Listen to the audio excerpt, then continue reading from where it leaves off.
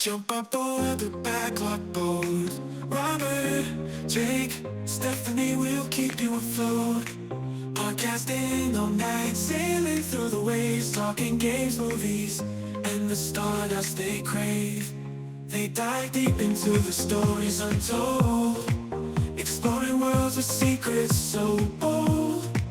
Their voices echo through the recording mic, taking us on an adventure. Just hold on tight. Backlog Boat, it's a podcast treasure, sailing through episodes, limitless pleasure. Join the crew and let your mind go free. The Backlog Boat, a journey you'll never wanna leave.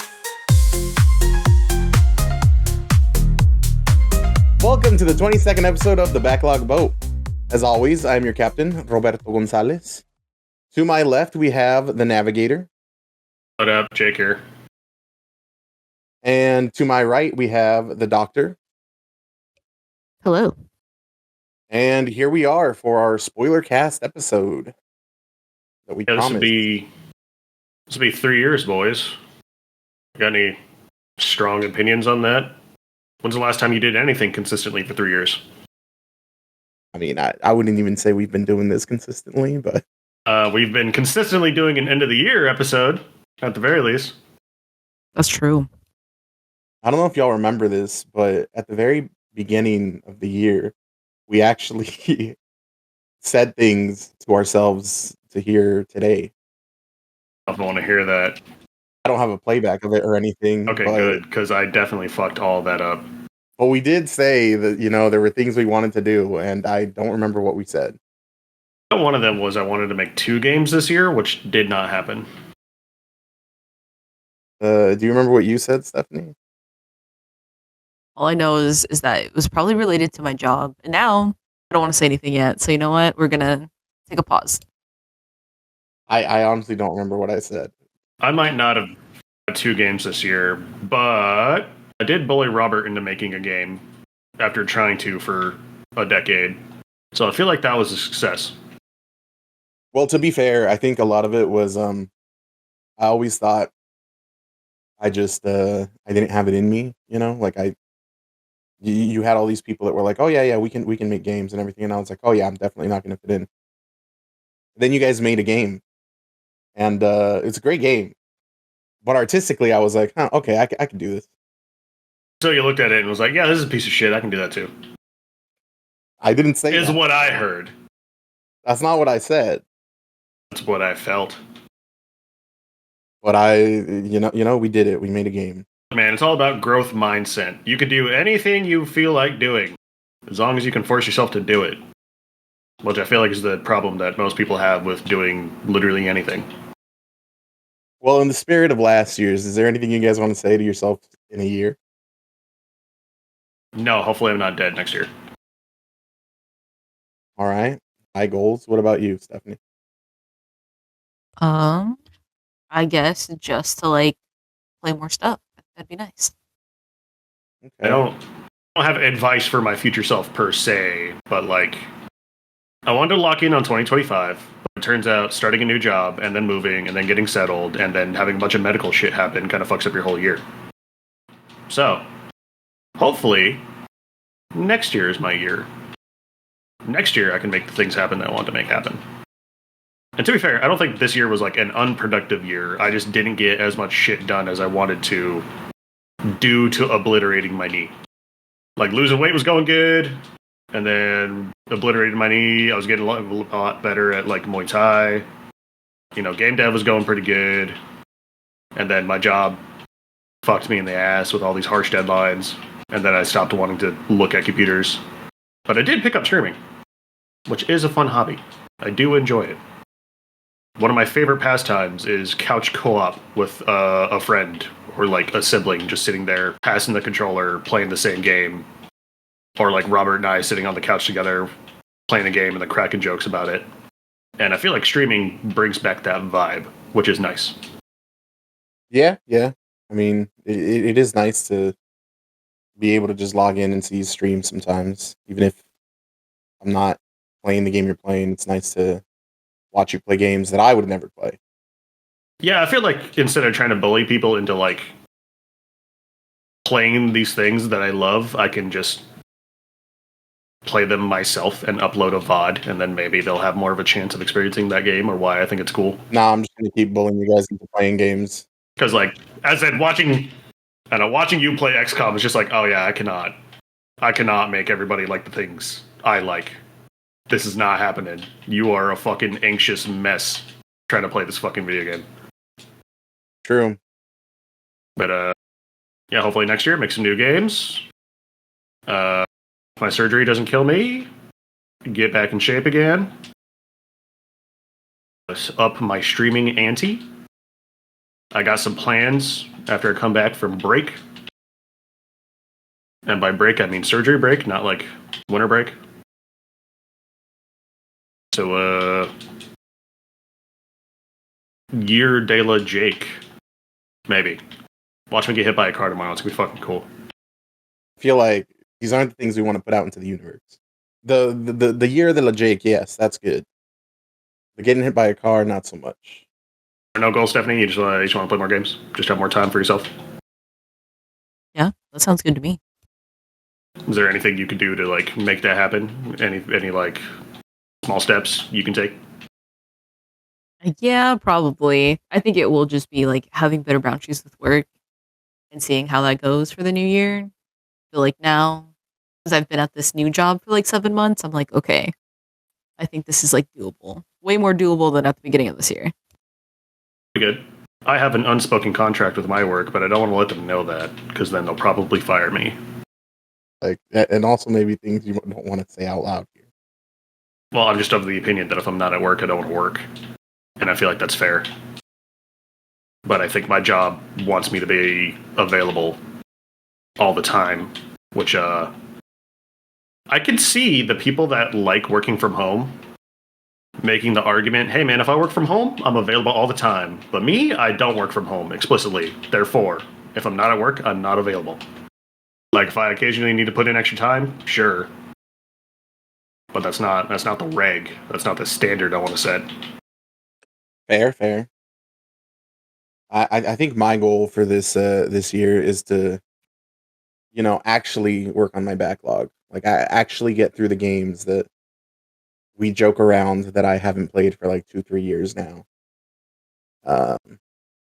And do that. Like it is the name of the game, backlog boat. So Yeah, I'm hoping streaming will help me actually comb through my backlog a little bit more because now I'm just like looking at all these Steam games and it's like I could probably stream that. I want to actually dedicate time to journaling this year. I kind of fucked it up this last year.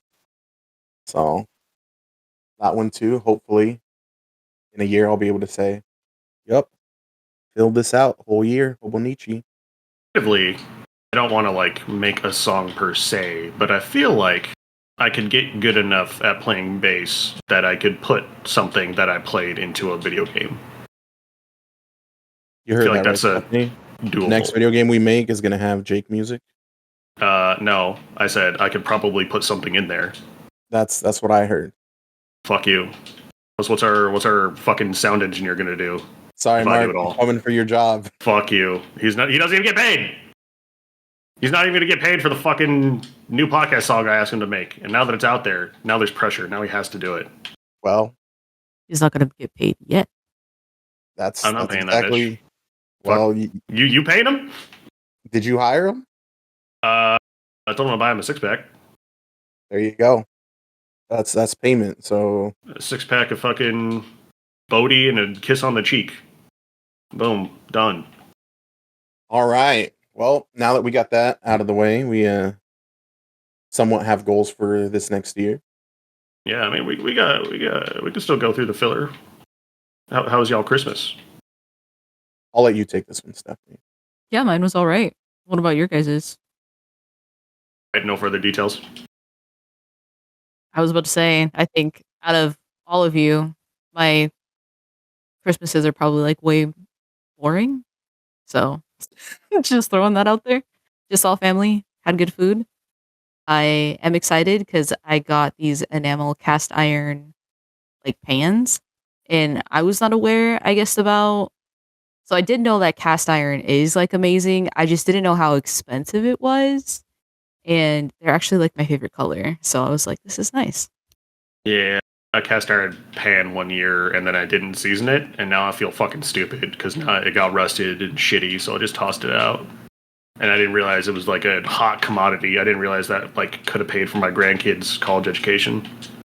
Really? I was about to say, and I had one like that too. So I was like, damn. But with the enamel, like you don't have to do that since it's kind of, I guess, like a non-stick pan. You still have to like wash them, but you don't have to season it or anything. And if you leave something in it, like the only thing that you have to do is like leave it in water. You can actually leave these ones in water. So that's really cool. Interesting. What you eat, Stephanie? What kind of Christmas food did you have? We like usually do like a lot of different things. And so we'll have like brisket, ham, then we'll have like Mexican rice, beans, pozole, stuff like that. So God damn. yeah. So you just had a it's, like, Mexican lot. buffet? Pretty much, yeah. With still like other traditional, I guess, Christmas dishes. So it was a pretty good time. I'm going to your house next time. We're trading. I don't know, Jake. You could go to my family's Christmas. Sounds like it'd be a good time. I'd go through like with your parents the different Steam games that you have on your wish list, and I'd be like, That was fucked up. "This is great." Yeah, we can talk about that. Fucking, let me explain myself before it gets out of hand. Before the fucking, I can't beat the allegations. What do you mean, Max's big bust? Okay, so I you know wasn't how I gonna say mentioned it. couch co-op and enjoying playing games together, side by side with my friends? Well, I went through a phase where Robert and I would go to his house, and then we would just play some random shit together. Like, we played Dream Daddy together for a bit. I think we played the Honey Pop together for a bit. I watched him beat most of Persona 3 together. So I was like, oh, Max's big bust. This looks funny and degenerate. I'm sure Robert and I will fucking pop this in at some point and have a good time. And that was 10 years ago. That shit was put on my wish list in like 2015. And here we are, 10 years later, and I gotta fucking pay for the consequences of my actions. I just want to say all those games Jake chose. So Was so yes, while I would sit there and play them with them, it was they do come from we the mind of Le Jake. us, comrade. I had There's no no idea I. Max's big bust even existed until until this. Same. And I will throw this out there, like Robert, you also have some interesting things in your game library. So I mean, No, you know you what? also have to throw it out. Put him on blast. Put him on blast. What's he got? Yeah, let's hear it. What do I got? Huh? Whoa, okay. I know that you have a lot. And this was from like the olden days when I was like going through some of your game libraries. So I mean, maybe it's not on Steam. In my library. I thought you meant like in my No, not your wish list. You in my clean that wish up. list. Clean that up. I've never. What do you mean? It's always been. I think you can go and look at stuff from back in the day. I think the most sus thing I have on there is, I think it's called Me Side. It's not Hentai Battle Arena. I don't have hentai Battle Arena. You do. I know because I gifted you a copy. Well, then that would be in my library and not in my wish list. Whatever. I was like, it still counts. Like, technically now that game is in Jake's library. It's not on his wish list. Or is it still on his wish list? No, if he got it, it wouldn't be. Speaking of which, Oh. Jake, I did get you another thing from your wish list. I think you still have to accept it because I got it for Robert too. So, Oh, fuck. What did you get me? Do I have notifications? I do! Oh! Yeah, I wanted this game. Well, thank you. That was very nice of you. that's your normal one. So, Gift might have already been redeemed. Go fuck yourself. Alright, thanks, team. I was like, see, we should be like Stephanie. She doesn't have a wish list, so no one can see her sus games. Accept it. You have to resend it. oh wait, do I have to? Did you Okay, decline it? never mind. Yeah, I don't know. Steam just shit I was itself. like, did you decline it like mine?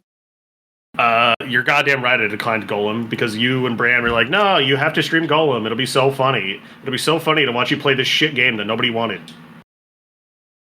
I feel like you don't understand the potential. No one's streaming Golem. So when that shit Fucking pops up Penguin on Twitch- Zero literally streamed Golem. Fuck you. No one's streaming Golem now. Yeah, now, bro. Who the fuck is Penguin Zero? Who even knows that guy? Probably some obscure, small, little Floridan fucking YouTuber. So your guys' Christmases. Mine was also okay. I blew up butter while trying to make this dish. Put butter in the microwave, bro. You fucked up. Told you. Because I made this very delicious, very sweet corn dish for Thanksgiving. And so I was like, oh, let me make the savory kind this time. It's got like bacon, which I don't like bacon, but everyone else does. And I was like, and jalapenos and cheese. It's going to be like the savory thing. That shit's all still here. No one fucking ate it. No one liked it. Everyone was like, where's the sweet one? And I was like, all right, cool. Worth exploding butter in the microwave. Which, just so you guys know, it takes a while to clean up because, like, it fucking dries and sticks. And then, like, even if you clean it, some stays behind. And then later you're, like, microwaving something else. And then it melts. And it's not a good time. Don't put butter in the microwave. Sit it out. Let it do its thing naturally. Like I didn't. It'll be a good time. My recommendation is to microwave a dish and then set butter inside said dish. You mean put an empty dish in a microwave? Yeah, and like just heat it up. You're gonna disrespect the microwave like that? It has one fucking job to heat up food, and you're gonna put an empty dish in a microwave? Fuck you, it's my microwave. I'll do what I want with it. It's like mailing an envelope. Yeah, I'm allowed. Fuck you, it's my postage. All right, well, yeah, just had a chill time with family. Tried to get my nephew to watch The Grinch, and he's like, I've already seen that one. You know which one's better? And he put on the cartoon one. He's like, the Grinch is stupid. I think he still likes it, but he just prefers the cartoon one. And by he put it on, I meant I rented it because that shit's not free. But it's good. It's good. I liked it. Yeah, just how was your Christmas, Jake? Yeah, it wasn't bad. Yesterday, went to my parents' house, ate some charcuterie, slammed some breakfast burritos. We basically just show up, open gifts, and then watch movies, and then see who falls asleep first, my dad or my sister. And Bran was out for 50% of the day. She literally fucking sat on the couch, opened presents, dog sat in her lap, and then they both just passed the fuck out for the rest of the day. Like, she's got more dad energy than I do. To be fair, everyone else passed out over here too. It was literally just me and Aiden just chilling, watching stuff. Yeah, got like a record I wanted, got a little Warhammer model I wanted, got some like house shit, got an actual real coffee pot that's not a $10 piece of shit from Walmart. I got a lame adult shit that I wanted because I'm a lame adult now. But Max's big bust. Yep, got Max's big bust, baby. Can't wait to see the stream. Oh fuck. Jake's like, no, you're coming over and we're playing that on the couch. And then my mom bought tamales from a guy on a bike because last time we decided to make tamales from scratch, and that was a horrific way to spend a fucking Christmas. Doing labor all day. Takes forever, like weeks. Oh, you guys didn't make them before? Oh, my dad was just like, yeah, well, it'll be like a family thing. And then he made like one, and he's like, I'm over it. Y'all do the rest. And I was like, you motherfucker. Yeah, I was like, tamales aren't really something you make the day of. Yeah. But I guess it's nice being like closer to my parents, because then I can just leave whenever the fuck I want. Because like there's like a fucking 8-hour window until I say enough shit that gets on my parents' nerves, or they say some shit that gets on my nerves. So like just being able to fucking bail to keep the peace is actually quite nice. It's a very nice feature of not having to drive several hours to go to your parents for Christmas. I imagine so. Like, my mom thinks I called her poor, and now I'm never going to be able to live that down. And she's been giving me shit for it for, like, the rest of the day. All right. Sorry? So, yeah. you can't just say she thinks I called her for it. Like, what did you say? What I'm saying is, this is her fault for being a woman who misinterpreted it. But Solid start. what she got a handbag for my sister for Christmas. And then I was like, is there no strap? And then she's like, well, it's a clutch. And I was like, so you just hold it? And she was like, yeah. And I was like, so it's like really easy for somebody to steal your wallet or your purse. And she's like, no, you just hit them with it. And I was like, unless you're carrying fat stacks in there, they're just going to take that shit from you. And she's like, well, you saying I don't have any money? You saying I'm poor? And I was like, oh, fuck. Oh, no. And then, literally, I was like, oh, cool, thanks, Mom. Thanks for this gift. And she's like, oh, yeah, you didn't think your poor mother could afford it now, did you? And I was like, fuck me, dude. It's fucking cooked. I am cooked. Get me the fuck out of here. I need evac. And yeah, and then I watched a bunch of movies that I haven't seen. And some movies that I did. Watched Jingle All the Way, because it's a certified hood classic. But I've never seen the Lampoon's National Vacation before. Like the Christmas one. Yeah. And everybody... Am I the only one who, like, sympathizes with Chevy Chase's character in that movie? Does everybody fucking hate that man? Not the only one, because I think Mark said he really likes that movie too. Like my sister, but he also thinks Chevy Chase's character in the movie sucks too. I was like, I'm just not going to say anything for this conversation. I'll just let do you also think that he sucks? Because my sister's like, fuck this guy. I hope he dies. And they're just like, damn, bro, he's just excited for the Christmas season. I'm biased. Was he? I have a predisposition to hate Chevy Chase. Well, yeah, Chevy Chase sucks, but I'm talking about the character. I also hate his character. What do you mean? He's Doesn't his character gamble away all their fucking money, and then like at the end he just has like they're like, oh yeah, I got the last fucking $2. Let's go. And okay, there are just so many things about that man where I was like, I could see, I guess, how some of these things, I guess, come up. But like in the beginning of the movie, he's like, oh, let me like race this random person with his children in the back. And they almost get into a wreck. I was just like, okay, all right. Well, sometimes it happens. That guy was riding his ass, bro. Just go around, motherfucker. What the problem is? I mean, but like he's just a man that is so excited to be off for the holiday season, and he just wants to spend time with his family and have a good, cheery Christmas time. And his daughter's being a huge bitch, and she's like, fuck you, Dad. I hate you. I hope you die. His wife is just like, she's like, gives him like sympathy because she's so sad at how pathetic he is. And I was like, fuck me, bro. He is. I was like, he's just trying to hang his lights, bro. He's just trying to hang his lights. He's just trying to decorate. He's trying to make a nice meal. He's trying to ensure that everybody else has a fucking good time. And they're just not having any of it. And I'm just like, damn, bro. Like, what more do you want from the man of the household other than to try to spread cheer and joy? He a complete... He is a buffoon. He's a fucking idiot, but like, I mean, he's putting the work in. Dedicated father that literally just thinks about the perfume girl, and then all of a sudden is fantasizing about the perfume lady when literally his wife is literally so much better than the perfume lady. I'm just like, okay, but he was starting to, the cracks are starting to show. He was starting to lose it a little bit. All right, at that point in the movie. No sympathy for that man. Anyway. All right, whatever. And then I watched Die Hard for the first time, and turns out Die Hard's pretty good. Who would have thunk it? Christmas movie. Yeah, isn't that crazy that he just fucking watched it? I didn't realize how much he sweared in that movie. I didn't realize it was rated R. Like, that movie's violent as fuck. What do you mean? Yeah, what the fuck? Dude, I don't know. I've never seen that shit before. That's crazy. I did like. It's like I watched the PG-13 one with Justin Long years later, and it wasn't that. I did. That was the only one I've seen for today. Yesterday. Crazy. But like, yes, people fucking get it in that. Like, he hangs a guy, and I was like, God damn.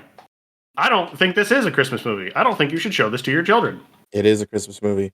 Like, what the fuck does this sound like? I'm ordering a pizza? Like, yeah, that shit's iconic, but like, I don't know if you want to subject that shit to your kids. You talking about a man who just wants to spend Christmas with his family, and he's willing to fight terrorists for it? Now that's a man who just wants to spend Christmas with his family. Oh, he fucking instigates the fight with his wife. What do you mean? He's a fucking asshole. Look, man. What? He literally starts the fight. But Mr. Like, Griswold doesn't? Oh, she, like, his wife is like, it would be so nice to have you around for Christmas. The kids really miss you. We have a spare bedroom you can sleep in. It would be really cool because they're in a weird, separated, not separated, complicated marriage state. And then, like, he figures out that she's using her last name and not his last name. And then he fucking goes off on her. The cracks are starting to show, man. All right. It's like, oh, okay, yeah, no, you think you wanted to work on this whole marriage thing, but you're fucking using your own last name, huh? You fucking acting like we're already done, huh? And then she's like, no, you know. And then I was just like, damn, bro, you're fucking holiday stress really getting to you. I mean, all right. So you like the movie? You watched it? I did like it. Okay. Cool. I think the dad from National Lampoons is a better dad than John Bruce Willis, McClane. than John McClane. Yeah. And I feel like that should not be a controversial opinion. I'm not gonna say John McClane's a good dad because I've seen all the movies, but I digress. We need better role models. Anyway, so Okay, well, fine. I didn't say he was a role model. I just appreciate that he's tried what he's doing. I appreciate the man loves the holidays. Because all I hear is a bunch of people bitching about the holidays and how much they hate the holidays. I'm like, fuck me. I like the holidays. Damn. Fair. I like the cozy Christmas time. I like fucking wearing dumb sweaters I don't normally wear. I like drinking hot cocoa. I like looking at snow. Christmas music can suck my ass, but like the movies are cozy. I think it was wild though that we didn't get snow. I'm like, whoa. This Yeah, I feels fucking so odd. hate it here. I mean, some places in Washington did get snow. Not for us. Not for us. No. God said, nah. Marry fuck yourself. Get over it, losers. Maybe for the new year, you know? I only want it to snow Christmas Eve and or Christmas Day, and that's it. Oh yeah, no, I know. Especially because like when it snows, it just means work is harder for me. But And then, yeah, I guess my tooth exploded, and that was about the only other thing that happened in between this podcast and the last one. Your tooth exploded? Yep. Had to go get it fixed on Christmas Eve. Wait, so like your tooth can just explode? Yeah, apparently. I was at work, eating a breakfast cookie protein thing, and then I'm eating it, and then I bite into something really crunchy and hard, and I was like, ow, and then I pull it out, and I was like, I don't think that should be in my breakfast cookie. Did somebody lose a fingernail or something? And then I realized there's a gigantic hole in my tooth, and I was like, huh. And then I go to the bathroom, and then I look in the mirror, and then, yeah, my tooth just fucking disintegrated. And I was like, cool. hate when that happens. Glad you're okay now. Any questions? I mean, I wasn't there, but I was there, so like I already know all this. Yeah, and then I went to the dentist on Christmas Eve, and then they looked at it, and they're like, ooh, yeah, we're going to have to wing it. And I was like, what the fuck does that mean? How about you just keep those thoughts to yourself? And to be fair, I think they absolutely fucked up the filling. On the bright side, it is on the backmost tooth. Damn. So I guess because I had a big fucking cavity in that tooth before I had dental insurance, because most of that tooth was filling, the parts that were tooth just fucking were just like, nope, bye. We're out of here. So now they're like, yeah, your tooth could also just like implode again, so you're probably going to need to put a cap on it. And I was like, well, thanks, Doc. Merry Christmas. Wait, did you not put a cap on it? No, because it's a whole different procedure that costs time and money. So now I just got to live in fear of my teeth exploding at any moment. Well, you know, hopefully it'll not come to that. Yeah, I had to buy a new tooth, got to buy a new knee, need to buy a new spine. Like, I'm falling apart, bro. I'm fucking... Put me in the RoboCop suit. You're not even 30. I can't imagine how much worse my life is going to be at 30. Okay, calm down. Like, just put me down.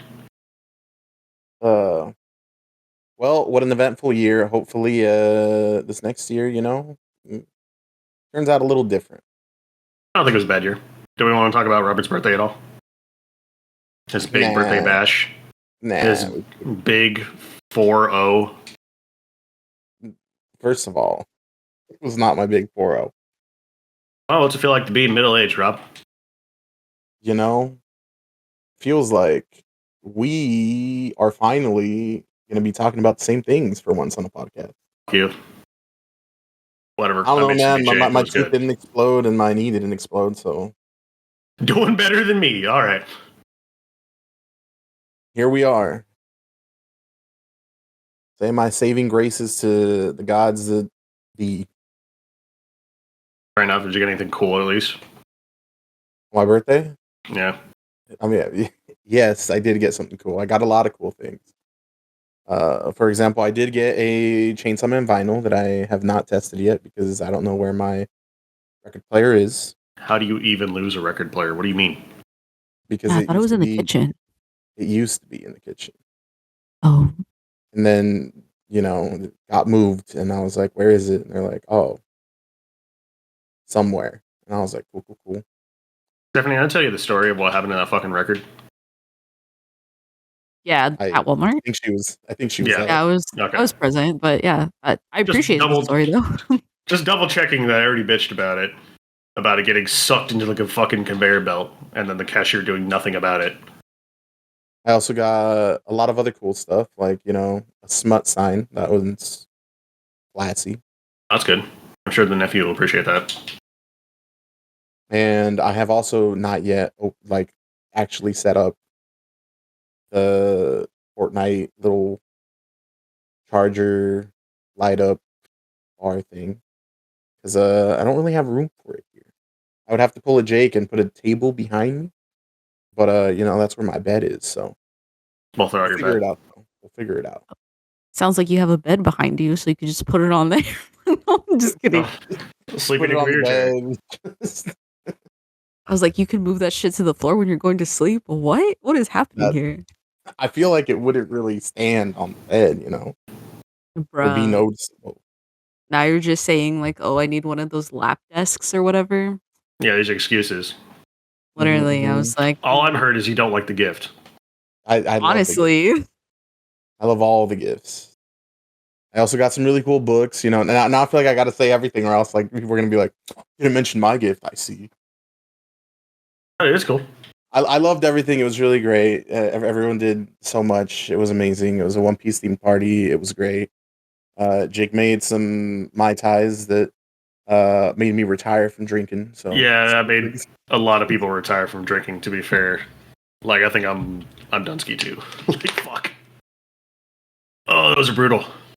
Stephanie finally got to see a bit of the karaoke vibes and how terrible I am at singing. Oh, dude, I cannot believe I got vibe checked by the fucking TV that hard. Like, it was on a fat fucking delay.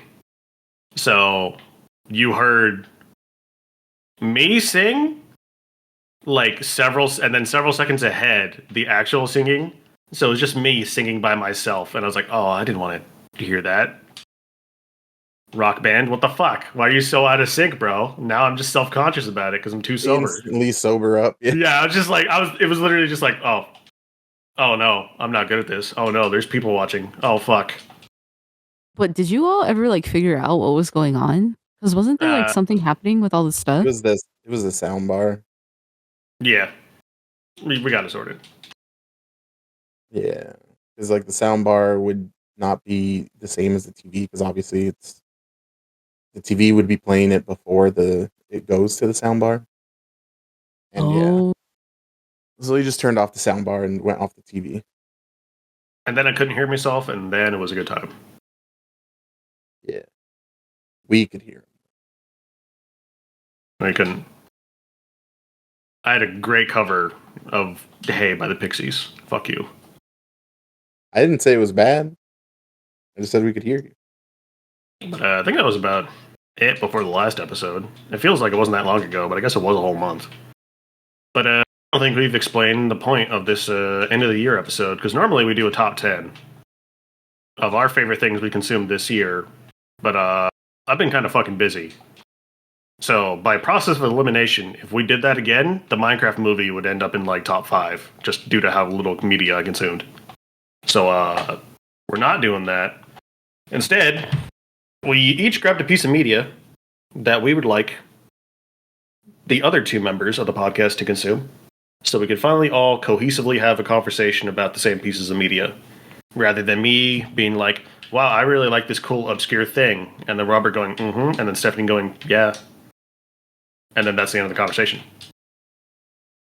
Don't worry. That's why this next year it's going to be not so obscure things like Max's big bust, which I promise, we'll have stuff to say about it. You have to play it this year now. Like, there's no escaping. Then it'll be like, yeah, nice. Watch me pull my own plug during surgery to get out of this shit. I mean, watch me play Big Bust now, bitch. That'll be fine. I was about to say, could you imagine if you're like getting surgery and stuff like that, and all of a sudden your surgeon or doctor comes in and they're like, "Man, that's a classic." Oh shit! You got to stream that, bro. I got to watch that. Give me your Twitch, bro. I think if any medical professional had my fucking Twitch account, I think I'd stop streaming forever. I feel like all making sense now. You're putting medical professionals on a pillar of not enjoying media. I don't want my doctor knowing anything about me other than my health. I don't want to be friendly with my doctor. I don't want to talk to my doctor. I don't want to think of my doctor as a person. Just think of myself. You are a service a title that I am paying for to help me. That is it. Like, I don't ever want to be at the bar and then a doctor's just like, "Oh, yeah, hey, Jake. How's the ass cancer? How's that going, buddy? How's the wife? Does she know?" They're just in your like Twitch chat. Attention to you. Still having trouble pissing, bro? Dory, let's go to the bathroom right now. Let's get that sorted. Like, I do not want to have those fucking conversations with my fucking doctor in public ever. On Twitch, you're like, "Hold up, BRB, going to the bathroom," and they're just like, "Bring us with you." Yeah, let me make sure that's a healthy stream. But yeah, so we're gonna be talking about the same things for once, and we all consumed all three of these pieces of media. How do you guys want to start this? I mean, I feel like they're all three of them are gonna be commentary inducing. Yeah, I don't know. We drew all straws or something, but I feel like you should probably introduce what you gave out, why you gave it out, and then we'll just talk about it. All right, who wants to go first? Like, we picked some not fun media. I don't think, now that I'm looking at these choices, none of these are like, yay. Oh yeah, no, that was my big thing. How you were like, "I hate media that makes me feel miserable," and I was just like, yeah, because yours made me feel like fucking jolly and happy. I think that shit is funny. It is not jolly and happy. It is to me. I'm having a great time.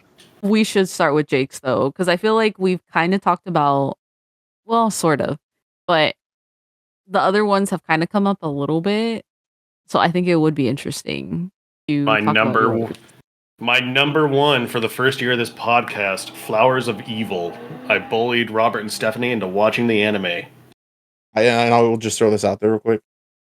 Because of that, Stephanie, arguably it's the one we've talked the most on the podcast, because it was Jake's number one. But yeah, we can start. It's true.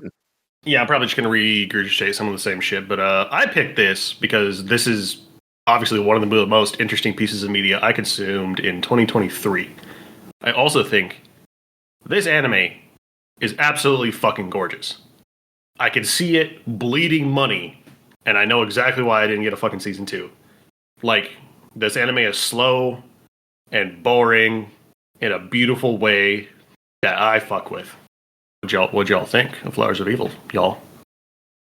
I feel like every single time I watched an episode, I felt like, I guess maybe in the beginning they start off slow, but after the first episode, I was like, what? And then I got to the second one and I was like, is there teachers in this school? And then I was like, okay, well, I mean, we're here. And then I was like, dang, when you're a teenager, do people really not pay attention?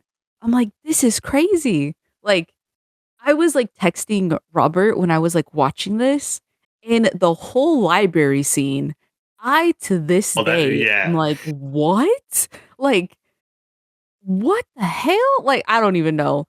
So, Jake, I need your perspective on this, because I was telling like Robert, like, would you be down for this? Like, is somebody just, and I guess this is a spoiler one, so I can say what happens. Well, let me give the summary real quick before we get into it. Okay, sorry. There's some. So this fucking show is about a pretentious middle schooler. Let me just run the fucking recap again. Named Kasuga, who's obsessed with poetry. He's made it his entire personality because he is shallow. Like, he doesn't actually have that much going on. So he's latching onto things to make it seem like he's more interesting than he actually is. And he's in love with this girl named Saiki. And there's no real reason why he's so into her. He just has her in his head as like a perfect angel. She's pure, she's pretty, she's smart. She's just in his head absolutely perfect. Well, to be fair, also the whole class thought she was the prettiest girl, I thought. Yeah. Like, everybody thinks she's the prettiest, she's the smartest, she's the most popular. She is the it girl of the school.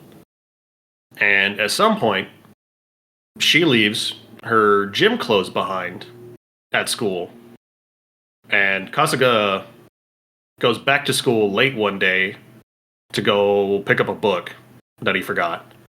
And then he sees her gym clothes, and just in a moment of horny weakness and teenage impulsiveness, he steals her gym clothes, which is witnessed by the weird girl in school, Nakamura.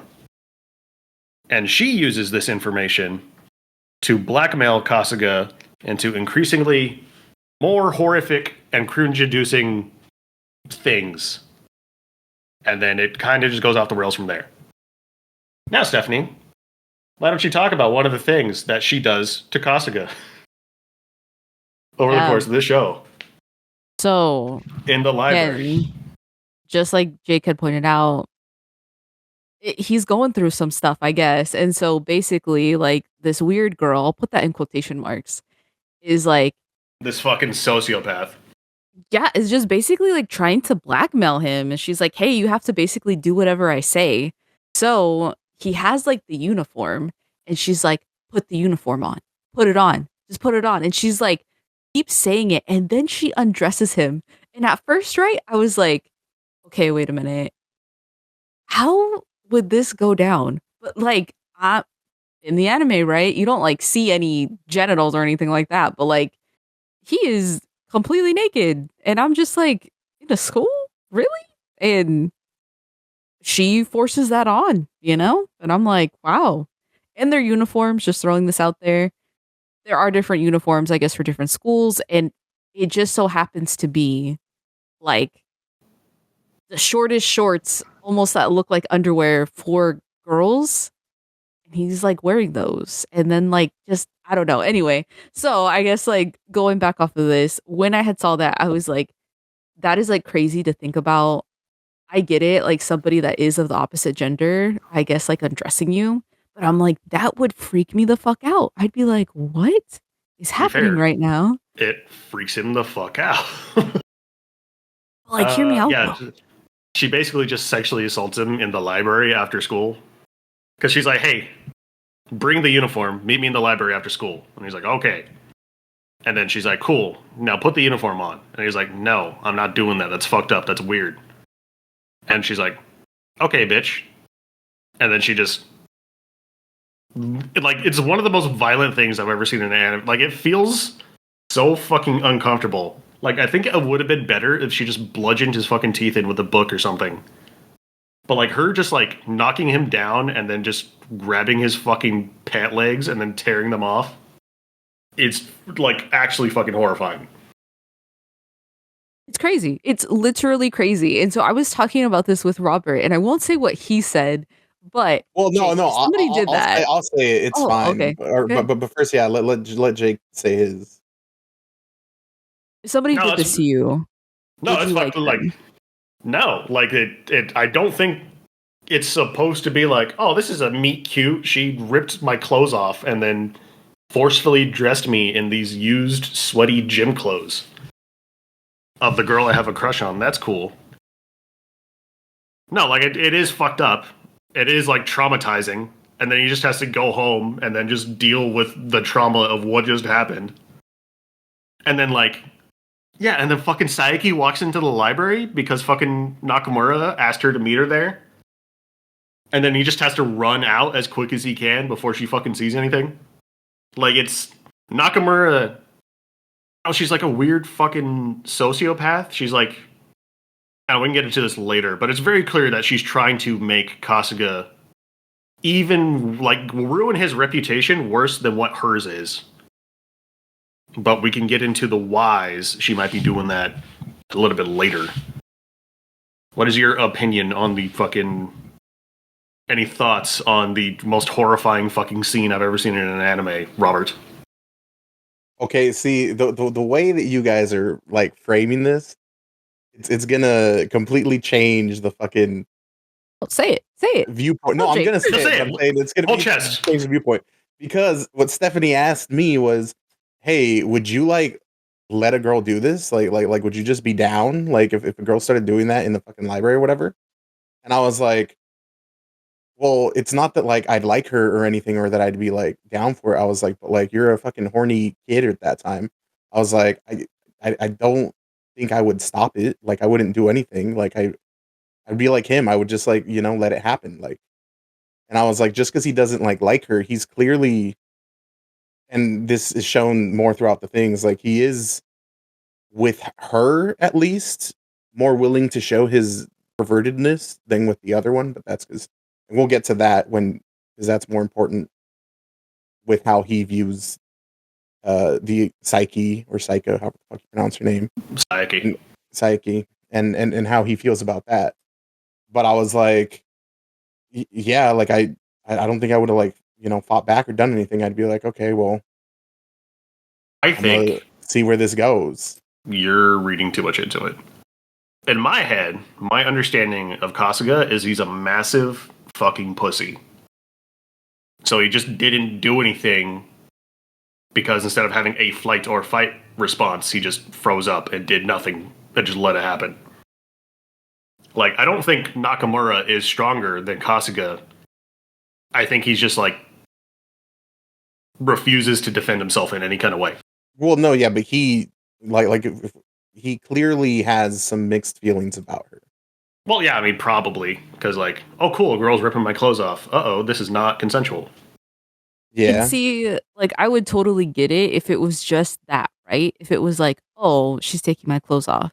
But once she's like, let me force the gym uniform on him, I was like, that's insane to me. I'm like, what? and we also talked about that, and I was like, yeah, no, that's just fucking weird. Like, it's all that because we were also Robert's like, talking but about I'd still like be down. no, like it was because that was also like after that, and I feel like the question there was like, oh, like, would you be down for this? Would you be that? And I don't think that like he's a kid. He doesn't know what's going on. He doesn't know what she's like trying to do yet or anything. And so like as a kid or whatever, if someone starts undressing you, you're gonna and it's not consensual or whatever, either way, like you're gonna be like, what the fuck's going on?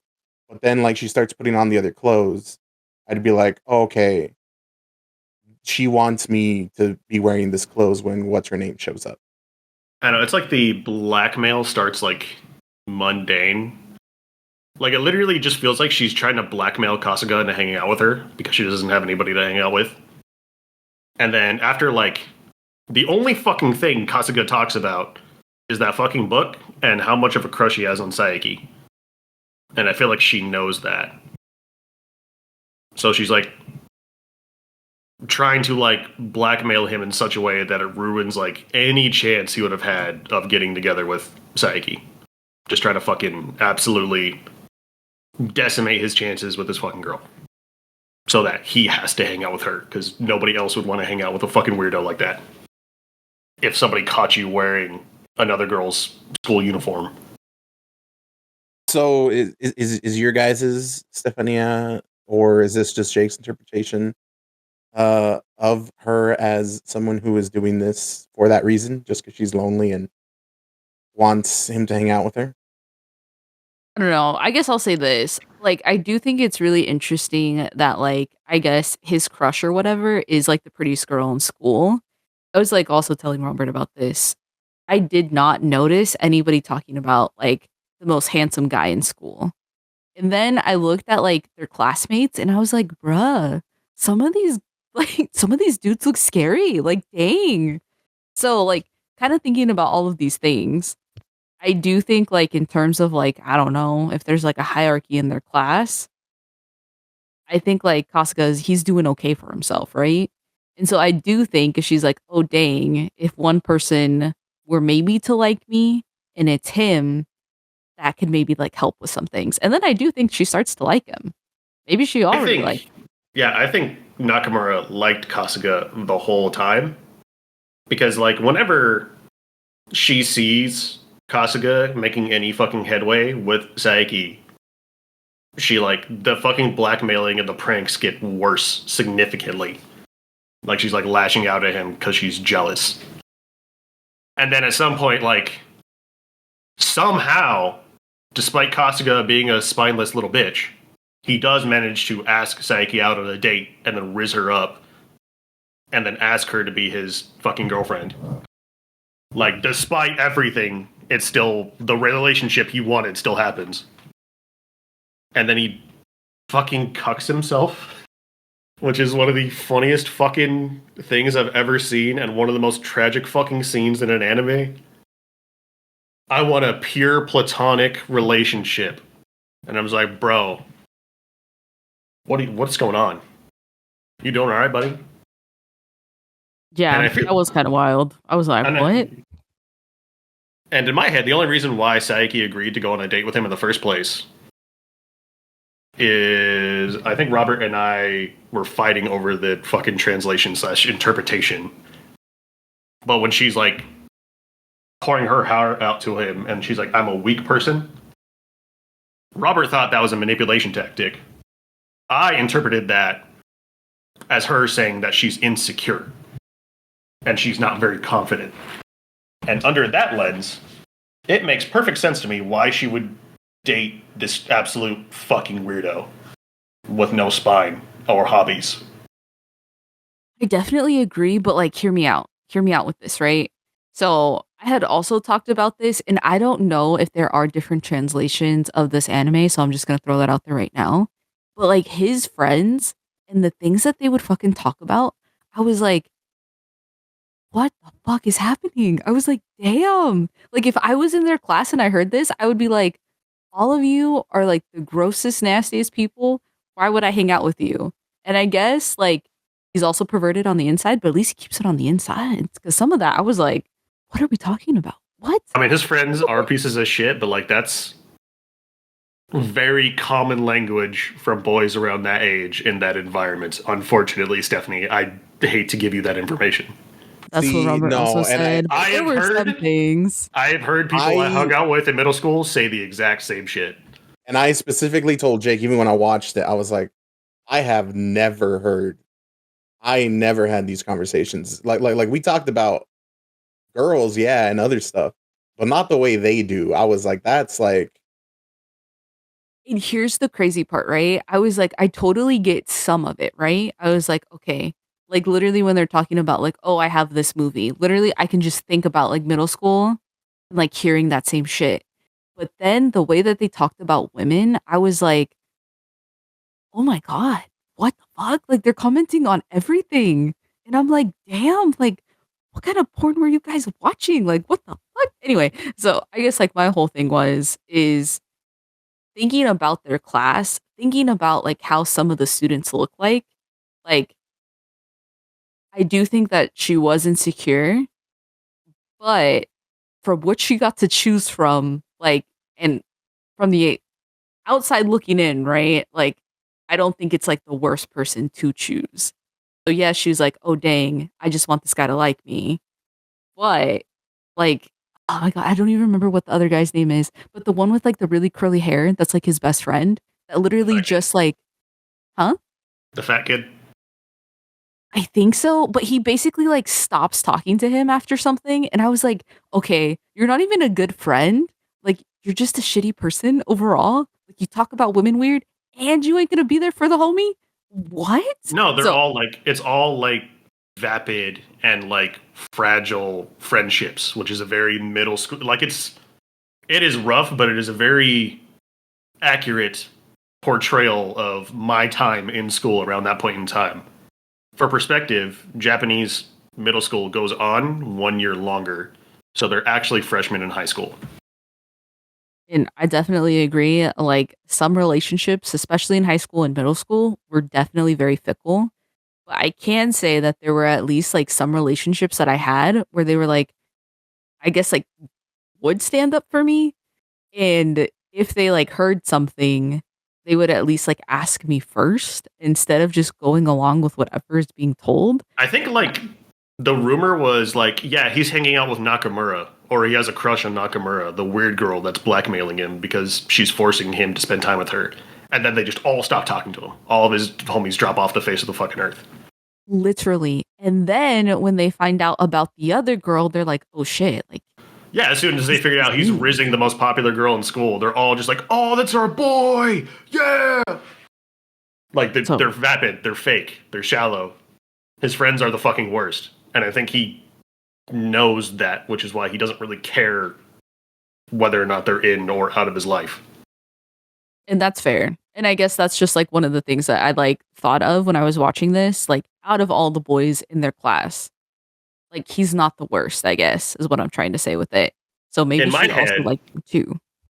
The only reason why Saiki agrees to date Kasuga is because she's insecure, but everybody thinks, she even says this, like everybody puts her on a pedestal. Everybody thinks she's the it girl. Everybody thinks she's the prettiest, the smartest, the most athletic. And because of that, nobody approaches her.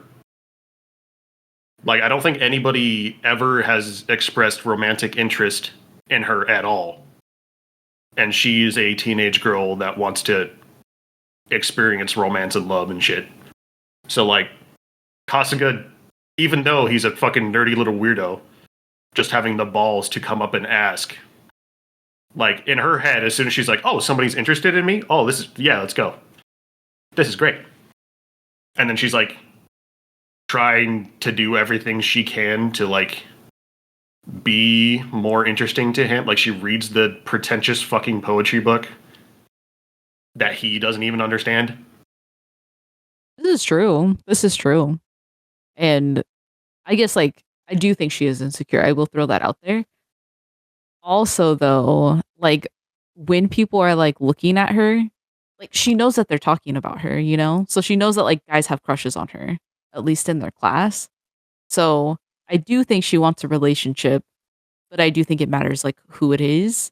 And I feel like since he is like such a pushover, there are just a lot of things there.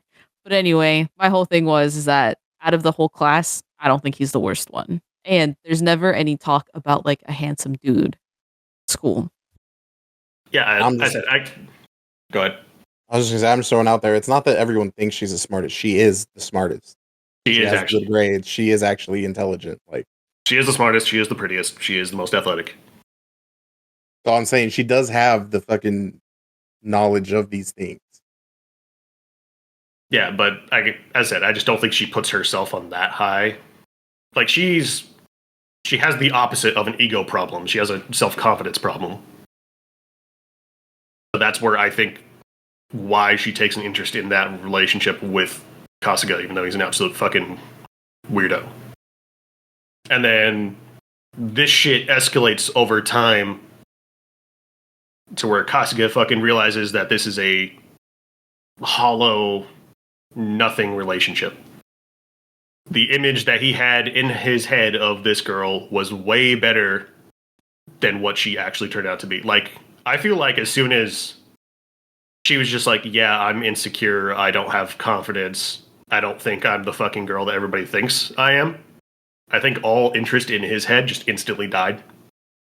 I also feel like you phrased that a little wrong. It's What? not that the image he had in his head was way better than her. It's that it wasn't what he wanted, what he saw. She's perfectly fine. The image in What his I mean head is, isn't like, better than her, but for him.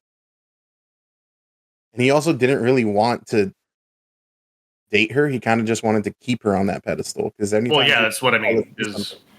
He's like, oh, that's not pure.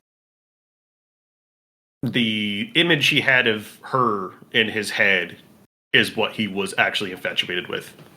He, like, as soon as she's just like, I actually want to, like, kiss and hold hands and be intimate and romantic and shit, he's just like, oh, you are not the my pure little sweetie, like I thought you were. I don't know. I like do agree. And I was like telling Robert about this. I feel like this whole anime really explores like what infatuation is versus like actually liking somebody. And I do think, right, like he really did idolize her. And I think there was a point where he's like, oh, damn, like kind of playing with it in his mind, like maybe we could be together. But like he lied the whole time about like so many things. And if you can't be yourself in a relationship, like how is that ever going? Regardless of what age you are, like that's never a good combination. And so I did appreciate that about this anime. And I feel like if I was younger and I watched this, I'd be like, damn. But like being older and watching it, I'm like, whoa, this is some interesting stuff. Well, like what locks it in my head as why she's so insecure is like she catches him lying about all this shit, and she's like, I don't care as long as you want to figure this shit out together. And he's literally just like trying to bait her into breaking up with him because he's fucking over it. And he's like, fuck. And then the fucking climax, which is one of the most gorgeous fucking sequences in an anime I've ever seen, when Nakamura just decides to grab Kasuga in the middle of the night. And she's like, we're going to fuck up this whole classroom. You're going to tell every single person in this school what you did. You're going to write it on the chalkboard right now. And then at some point, he's just like, yeah, fuck it. That's real. That's real shit. This fake relationship I have, fuck it. The fake person I am in front of my parents, fuck it. This fake personality I have, fuck it. Throw it in the trash. Let's participate in some good old teenage angst. Let's fuck up this classroom. And it is such a gorgeous fucking sequence. Like, y'all have any opinions on the way this anime looks? Because I fucking love this rotoscoped animation style. Gonna lie, the smiles kind of freaked me out. But you are right. That scene is like very beautiful. And I was like, damn, they really do just like each other. But that's the other point though, where I was like, not to say that we would like compare the two, but if we're gonna compare the two, I was like, I just think it's crazy. She kind of does like a lot of fucked up things. And I'm like, she is not bringing out the best in you. But anyway, that's just an older person looking at that. I think she's actively bringing out the worst in Kasuga, and I think that's on purpose. Also, yeah, when Nakamura smiles, it is literally one of the scariest fucking things I've ever seen in my life. It is fucking haunting. Fuck that, let me tell you. Like, you just see the malice and intent whenever she does, and I don't like it. And I will say this to add on to the infatuation thing, and also him, because you said that, like, once he finds out she wants to hold hands and, like, kiss and stuff, and he's like, ew. I don't think he's like, ew. He just doesn't want her to do that. But he is a fucking kid who's horny and everything, which is why he stole the clothes in the first place. And whenever he is with Nakamura, you said was her name? The other girl? Yeah, Nakamura. The third one? Nakamura, yeah. He does, like, get closer to her, and that's why there's that whole fucking scene when they're in the highway and he can't decide. Because it's the infatuation versus the real him, but it's not like he's just not about that. Yeah, when Nakamura and Kasuga decide to run away, she's like, take me over the mountaintop, and then he's like, yeah, I'm tired of this fake town with all these fake people, fuck it. And then Saiki catches up to him, and then she's like, what the fuck? You're leaving me? You're just gonna bail? And then, yeah, he has to pick between the two girls. Does he pick the girl that brings out the absolute worst in him, but is also fine with the absolute worst person he is?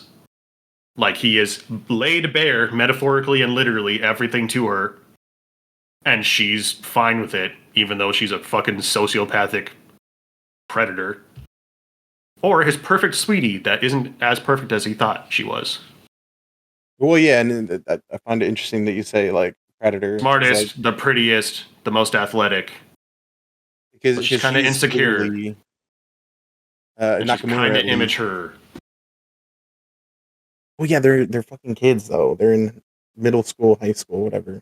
Well, yeah, she has the self-awareness enough to know that, but, like, as I said, he's such a fucking pretentious asshole that he thinks she should be more than what she actually is. But yeah, doesn't Nakamura rip his clothes off again on that fucking freeway scene? Yes. Yeah. that fucked me up. I was like, damn, can you imagine? Can you imagine that cop that pulled up, took them all back, just being like, what the fuck is going on here?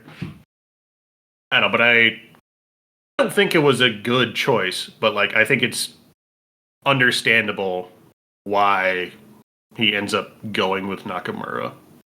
He decides to finally stop running away, and he's like, sorry, Saiki, we're done. I'm in love with you. And then, yeah, I guess he decides to go to Nakamura's house and then fucking profess his love or something. And then he gets a hold of her journal, and then he realizes that she's just lonely and weird. And she just wanted somebody to be lonely and weird with. And she's tired of being surrounded by fake people. The amount of holes in the wall, though, I was like, wow, okay. Yeah, this girl's definitely got problems. She's at least bipolar. She has to be. She's got some kind of fucking mental illness that is preventing her from functioning properly in society. Something just ain't right with that girl. Anyway, just It's the pink hair. Yeah, and then her dad's just like a perfectly normal, chill guy. And then he's just like, how the fuck did she end up like this? well, the mom's dead, right? Dead or not in the picture, one of those two. Okay, yeah. Because I was like, that's a little crazy. But also, I was like, okay, grandma and like dad have no idea where she's at. They're like, oh yeah, she'll be back soon, maybe. Just It's a small townish. Yeah, I think that's the long and short of it. Is Nakamura has a crush on Kasuga. Kasuga has a crush on Saiki. Kasuga stops having a crush on Saiki, even though she reciprocates his crush. And then Kasuga goes after Nakamura. And then we never got a season 2 because this anime cost too much fucking money. And also, I can't imagine it doing numbers, to be honest. It definitely didn't. So, like I know we watched it, but like, imagine if this was coming out weekly, like any year in the past 5 years. I don't think it would have. Yeah, but I mean, this is the blood on the tracks guy and the happiness guy. So those previews for what season 2 was supposed to be are absolutely fucking insane. Like, it is very clear that this anime doesn't end up with Kasuga and Nakamura end up with their weird, happily toxic relationship together. It's like shit escalates to ludicrous degrees. Well, Like- yeah. And to be fair, like this anime is kind of slow compared to his normal works. Like when the fucking previews for season 2 that never happened start flashing like buildings on fire and bloody knives and shit, and I was like, where does this go, dog? I need to buy the manga. I need to figure out what the fuck am I missing out on. You know what? That's what I should have gotten you for Christmas. And then Already on all the mangas. how'd you open it at your dad's and mom's place? What's that? What's that about? You? Jake's like, actually, let me put it on for you guys. I like Flowers of Evil. I think it looks really good. I think the fucking ending credits song is like haunting and weird and It's beautiful. my favorite part of that entire anime. Yeah. And I'm not saying that like to diss the anime. No, I just really like that fucking song. Like some of the intros are just like weird. Like they sound off. They sound wrong. They sound like something is very horribly wrong. The music is broken. And I love that. And I will say this because I bought the Blu-ray for Jake and then we watched it that way. But this is a very difficult to acquire anime. And, you know, while I'm sure Stephanie watched it through very legal means, and I say that because I definitely didn't send a link to somewhere that wouldn't be. But that being said, I think it's very funny because I didn't get it until we weren't watching it on YouTube and we were watching an actual fucking version of it. But after the end credit song, there's those the little drawings of the author saying something to you. And Stephanie was just like, I don't know if I'm watching the right version. Yeah, where he's just like, thanks for watching, shit face. And I was like, okay. What a funny guy. and he's literally like, don't worry, like you need to keep watching. We'll get there. And I'm like, But I know this is cringe. I know it hurts you. I know you're having a fucking anxiety seizure in your chair right now, but just keep watching. I guess there's also a live action adaptation of this fucking Nope. thing, That's but insane. I would rather just read the manga. Well, like I think they might have Nope. traced over the live action adaptation. Like I think Yeah, that's where the but- rotoscoping came from. Hear me out. You were talking about that scene, that terrifying scene. Yeah, I I'm don't trying want to watch know. no- Yeah, exactly. What, you just don't want to see two high schoolers, Middle schoolers. Japanese middle schoolers, do shit that should end up with one of them being in jail forever. I just feel like we're the adults, you know? And I get it. Like, there are a lot of points where, like, people are like, oh, Japan, like, a lot of the students are doing all the things. But I'm like, there's really not a librarian? Like, what? No, yeah, because Stephanie was like, how did they get away with that? And I was like, yeah, bro, in like high school, you start making out with someone and like instantly. I think it takes place in like 2002. Okay, I guess. Yeah, people didn't exist. I'm just saying it was easier to like sneak somewhere and smoke weed than it was to like make out with someone. And they did way more. Well, I mean, they didn't make out, but I feel like a teacher or something would have instantly been like, "What's that noise?" I think in Japan, the students manage the libraries. So they like help with assisting with like duties. So they'll like clean and they'll do stuff like that. But there still has to be a librarian on staff. Okay, I wouldn't fucking know. I'm not Japanese. The only reason why I Whatever. know this. Yeah, I was like, YouTube's the vlogs. But anyway, Wouldn't say it's good. I would say it is fire though. What an experience! If maybe it you does make sense. if you need to feel something, I don't know if it's going to be good, but if you need to feel anything, highly recommend. Like you said when you first introduced me to it, like, who can you recommend this to? I feel like here's the people out of our listeners. I've recommended it to the only two other people I know that would watch it. So, yeah, I can't. I feel like, you know, my sister watched Attack on Titan and she's like, all right, anime's pretty good. And imagine I'm like, all right, now check this. There's some people that she's like, and I'm out. And I'm gone. Anime was a We're mistake. done. All right, what do we want the second one to be? Well, hold on. Let me clarify something before I get canceled again. When I say Kasuga doesn't think Sayaki's as perfect as he thought she was, I'm not saying there's anything wrong with Sayaki. What I'm saying is she's a perfectly normal teenage girl. And that cannot live up to his expectations. That just so happens to be the best at everything. All right, I guess I can go next with what I had recommended and why I had recommended it. So I had recommended Tears of a Withered Flower. This is a webtoon, or I guess it's a manhwa. And the reason why I had suggested it was because the whole idea of smut had came up. I was talking about how I really didn't like A Demon Wish, which I just found out did have a new season, which I was very surprised. But anyway, basically the reason why I didn't like it was because there was no plot. It was just smut for the sake of smut's sake, which is totally okay to have as a genre, just not for me. And this, I guess, a webtoon I thought was like a balance of like storyline and like smut going on.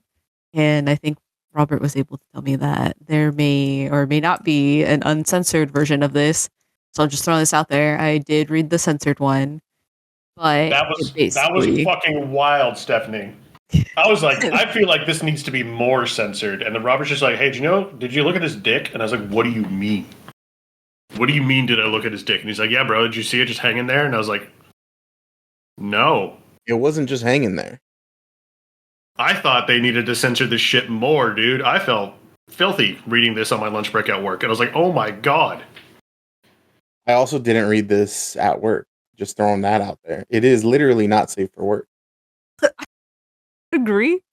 And so, just throwing this out there, I guess with the webtoon one, you will still see things. You will not see details of things, but there are a lot of situations. There's also a lot of just like, I don't like triggering themes throughout the whole thing. So just throwing that out there. But I guess like a really short synopsis of this is that it is about just like a 33-year-old woman and she is trying to pay down her debt that her and her husband, in quotation marks, ended up, I guess, like getting. And so just throwing this out there, I think it's like talked about in like some anime sometimes, but like with Korea or with like Japan, their interest rates for loans are a lot, especially when you borrow from loan sharks.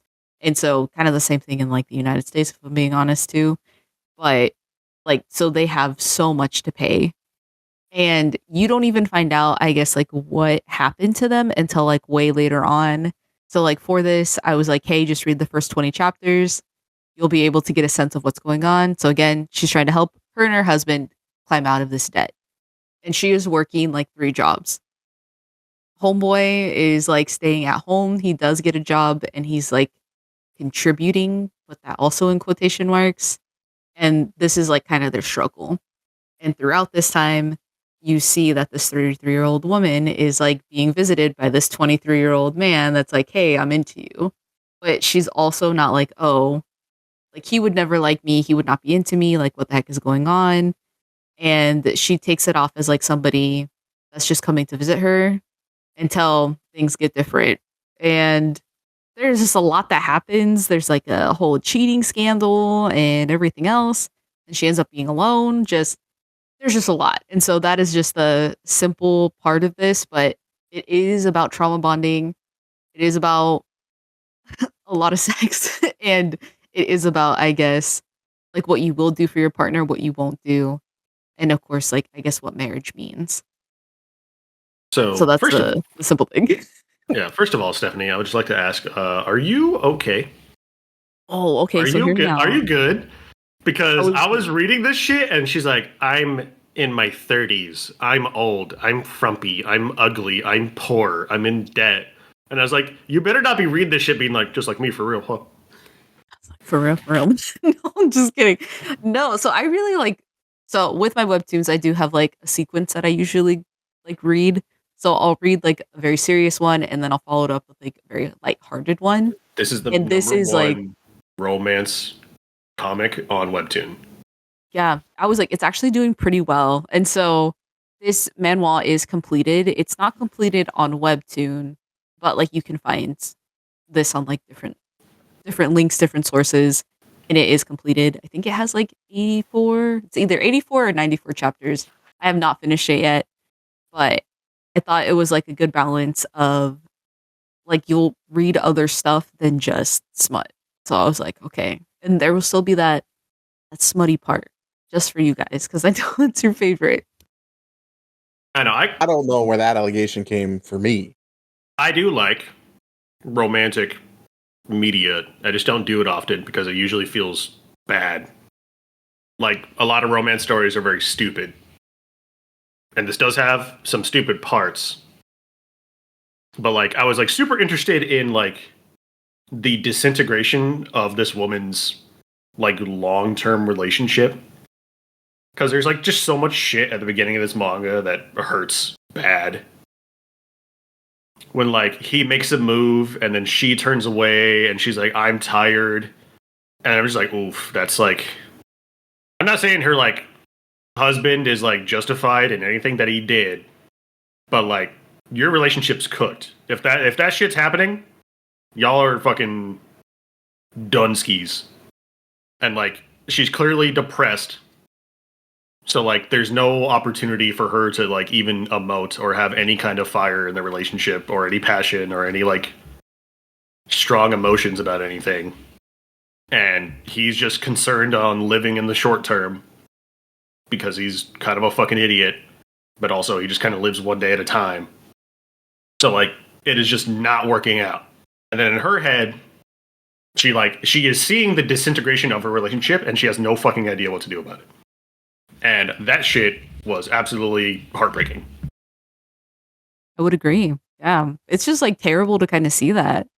And I think the part that gets me is that he's like just talking like shit about her the whole time too. And it's just like, oh yeah, like she's like smoking hot or whatever, but the way she dresses herself is just yeah, she's banging, but what a frumpy bitch. I'm like, dude, you fucking suck. You're bad. Literally, You're not a good I was person. like, bruh. And I was just like, she just literally went to the flower shop, worked there, worked at a barbecue place, was working at a gas station. I was just like, this is insane. And she still makes you lunches. She still makes you dinner. Wakes up early to make him breakfast every morning. I was like, what? I was like, what the hell is happening? And I was hoping there was So- like more nuance to their relationship turmoil, but really all you get is like her turning away from him, and he's like, all right, I'm fucking over this. I thought there'd be like more to it. True. It's true. There is a scene where basically he's like, hey, I need some money because I need like a cologne. And this bitch, I need brand name, expensive fucking clone. literally. And I was like, does he need that? Especially when you guys are in debt. And then he's like talking to somebody at work. And I'm like, bruh. I mean, I like how we were all only supposed to. Well, Stephanie, you recommended it. You'd read more. We only had to read to chapter 30, and none of us did that. Funny. And yeah, I read to 47. And I hadn't gotten all the way to. Actually, it was 20. Yeah, you're right. It was 20, and we got to at least 30. But I hadn't gotten to 30. I stopped once I was like, yeah, I can't handle this dude. He's a piece of shit. Or husband, ex-husband, whatever. And Jake's like, nah, you got to keep reading so that, like, you just don't get it. So I was like, all right, I'll keep reading. And I'll tell you what, I gained more sympathy for her, but not for this dude. Like, fuck this guy. I don't like him at all. I think he sucks. And I don't even think he's that good of a character because he's very predictable. I don't think he's like. I think he's a good character. I don't think he's a good person. No, I'm saying character. I don't even think he's a good character. I think he's very I think the thoughts he's having while in the relationship with her, those aren't like foreign thoughts. Those are like, I've had this bitch took the best years of my life thought when things are like not good in a relationship. So that's why I was hoping there was like more nuance to their fucking relationship dissolving. But it's just like, well, here I go, sticking my dick in something younger. Bye. Yeah, and then the same issues that come up with that, like, oh wow, this is actually like annoying. Like I like the good parts of this, but then I remember, oh hey, He can't relate to people not his own age. yeah, and also like she doesn't do any of the things that she would do, and then he's like, oh, I can't, you know what? Like there's that. Oh, I miss her. Let me shoot her a text.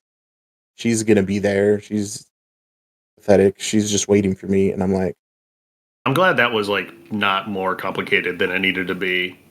When she's like, "Nah, bro, you cheated on me. I cleaned up your used condoms in our fucking apartment. You get the fuck out of here. This is not your home anymore. We are done skis."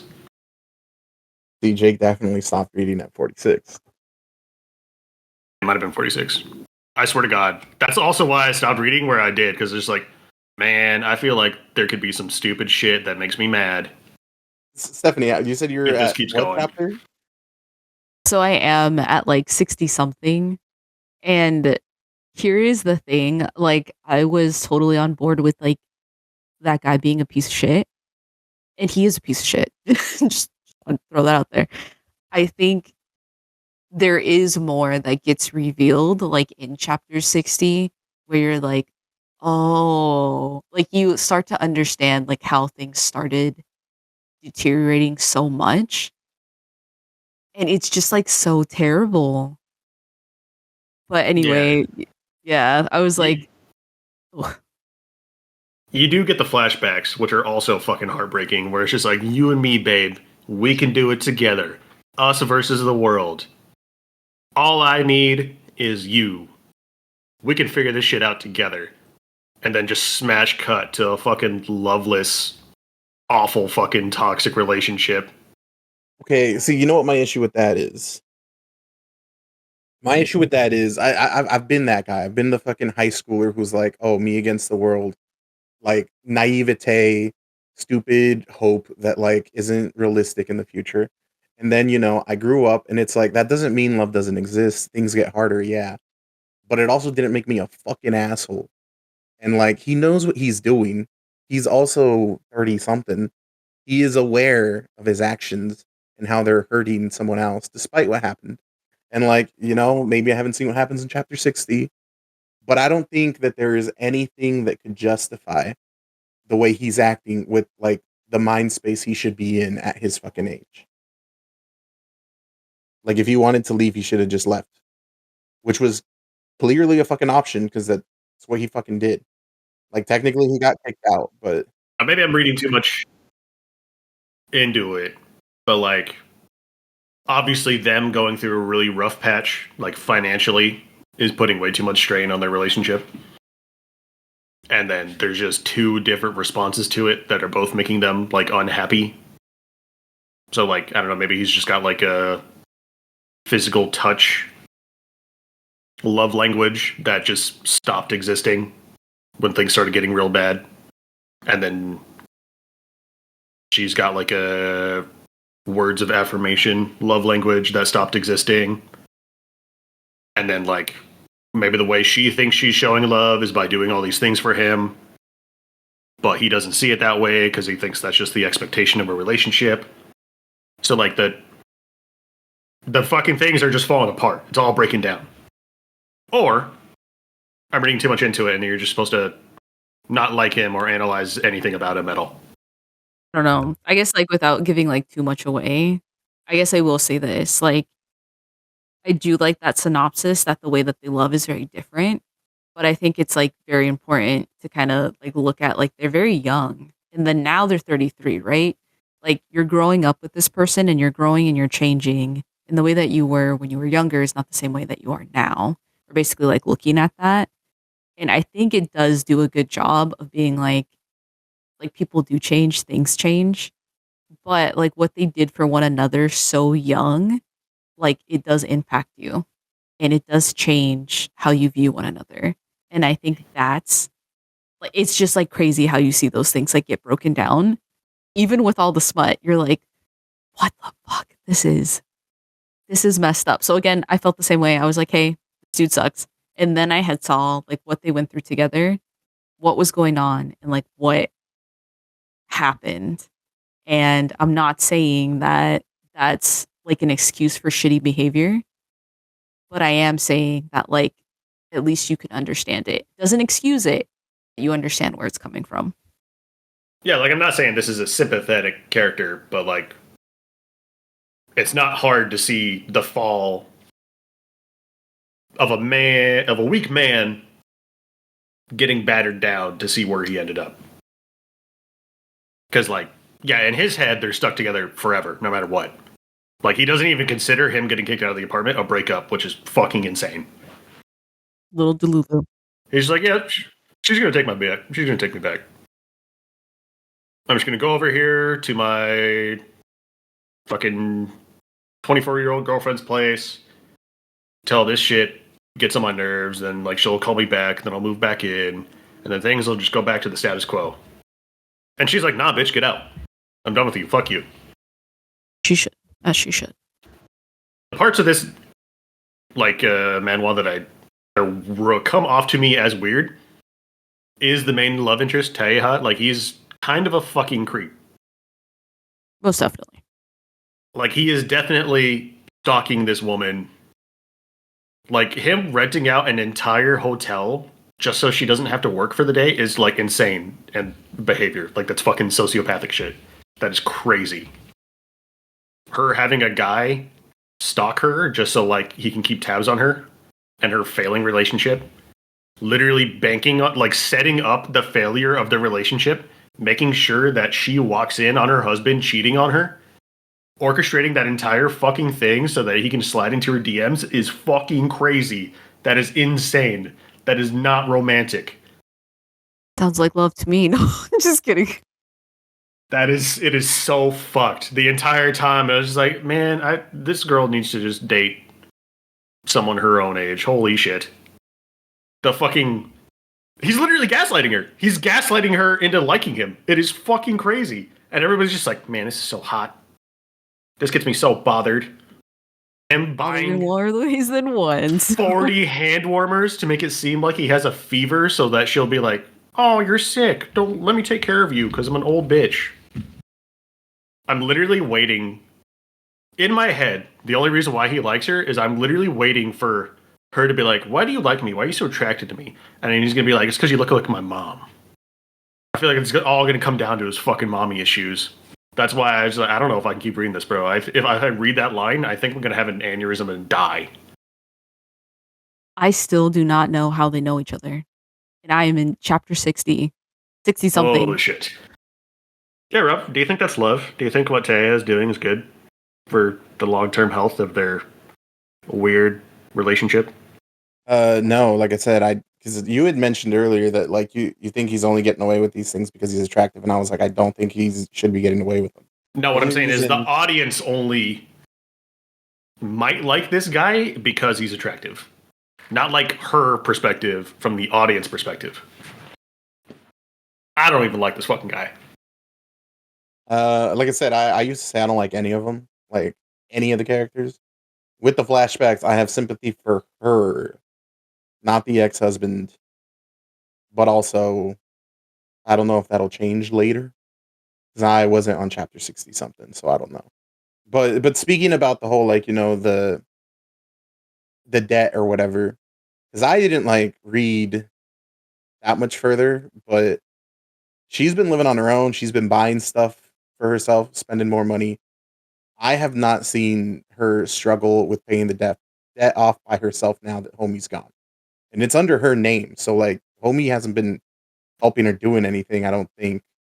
So like does that ever come up again, Stephanie? Or is it just like, oh okay, well. It does come up again. Her ex-husband does bring it up. Oh, so he comes back into the picture. Because where I stopped. I wouldn't say he comes back into her picture. Okay. Because where I stopped, he no longer has contact with her, if you catch my drift. Yeah, I don't really know what their financial status was. Like, I don't know if like all of his paycheck just went to the debt and then everything else was her paychecks, or like they were like both paying off the debt together or whatever the fuck. I think that's how it's supposed to be. So like I don't remember what chapter it's in, but I guess there's a point where they're talking and she mentions that he doesn't have a job. Like he hasn't had a job for a while. So she's basically hustling it out and then he finally gets this job. And I guess the way that he got this job is also a little bit weird. Like he shouldn't have got this job in some way. I don't know what that is all about, but maybe they talk about that a little bit more. But they're like struggling. But yeah, Teja, whatever the fuck his name is, being a weird creep aside, yeah, their little weird relationship is nice and cute, and I don't want it to get all fucked up and weird, which is why I haven't read anymore. Because then they start going on dates, and then she's like, "Wow, I haven't felt like this in a long time. This is nice. This is good. I enjoy this." And then her like trying to prepare for the end of the relationship that she's currently enjoying feels so fucking it's fucked up, but like you get it. Because she's like, yeah, he's like 23, I'm 33. He's going to get bored of this. But I mean like we're two consenting adults. We might as well just like enjoy our time together while we still have the passion for one another. And she's like, yeah, that motherfucker I married for 10 years. Even he got tired of me. So, like, how long is it going to take this kid to burn out? And I was just like, damn, bitch. You've been through it. Are you going to keep reading, Jake? I might keep reading. We'll see. As I said, I caught up to what was on Webtoon without having to pay. That's fair. I was like, I can give you guys the inside scoop, but that is Tears of a Withered Flower or Tears of a Withered Flower. Y'all don't have any. Y'all have any opinions on fucking Haisu's and fucking Taiya's relationship? We just wanted to talk about the divorce. No, I do. I was about to say, but then that's why I asked you if you're going to keep watching or keep reading. But I'll just say up until where we're at, because I do not like their relationship either. I think it's weird that she keeps seeing him as a kid and like still treats him like a child at times, and it's even shown by like her making the teddy bear and stuff, and it's like she'll see him in these like cute little chibi drawings and like droopy ears or happy ears like a fucking kid, but then she's like, yeah, but I'll fuck him. Those are And then she's stickers, though. actively, well, yeah, but like it's like okay, clearly she's seeing him as a kid, like, giving him a teddy bear to protect him because he's scared. Like it's just, and she always constantly, even in her head, thinks like, oh, like what do young kids like these days? Going to clubs, doing this, like all her thought process is like, yeah, this guy's 10 years younger than me.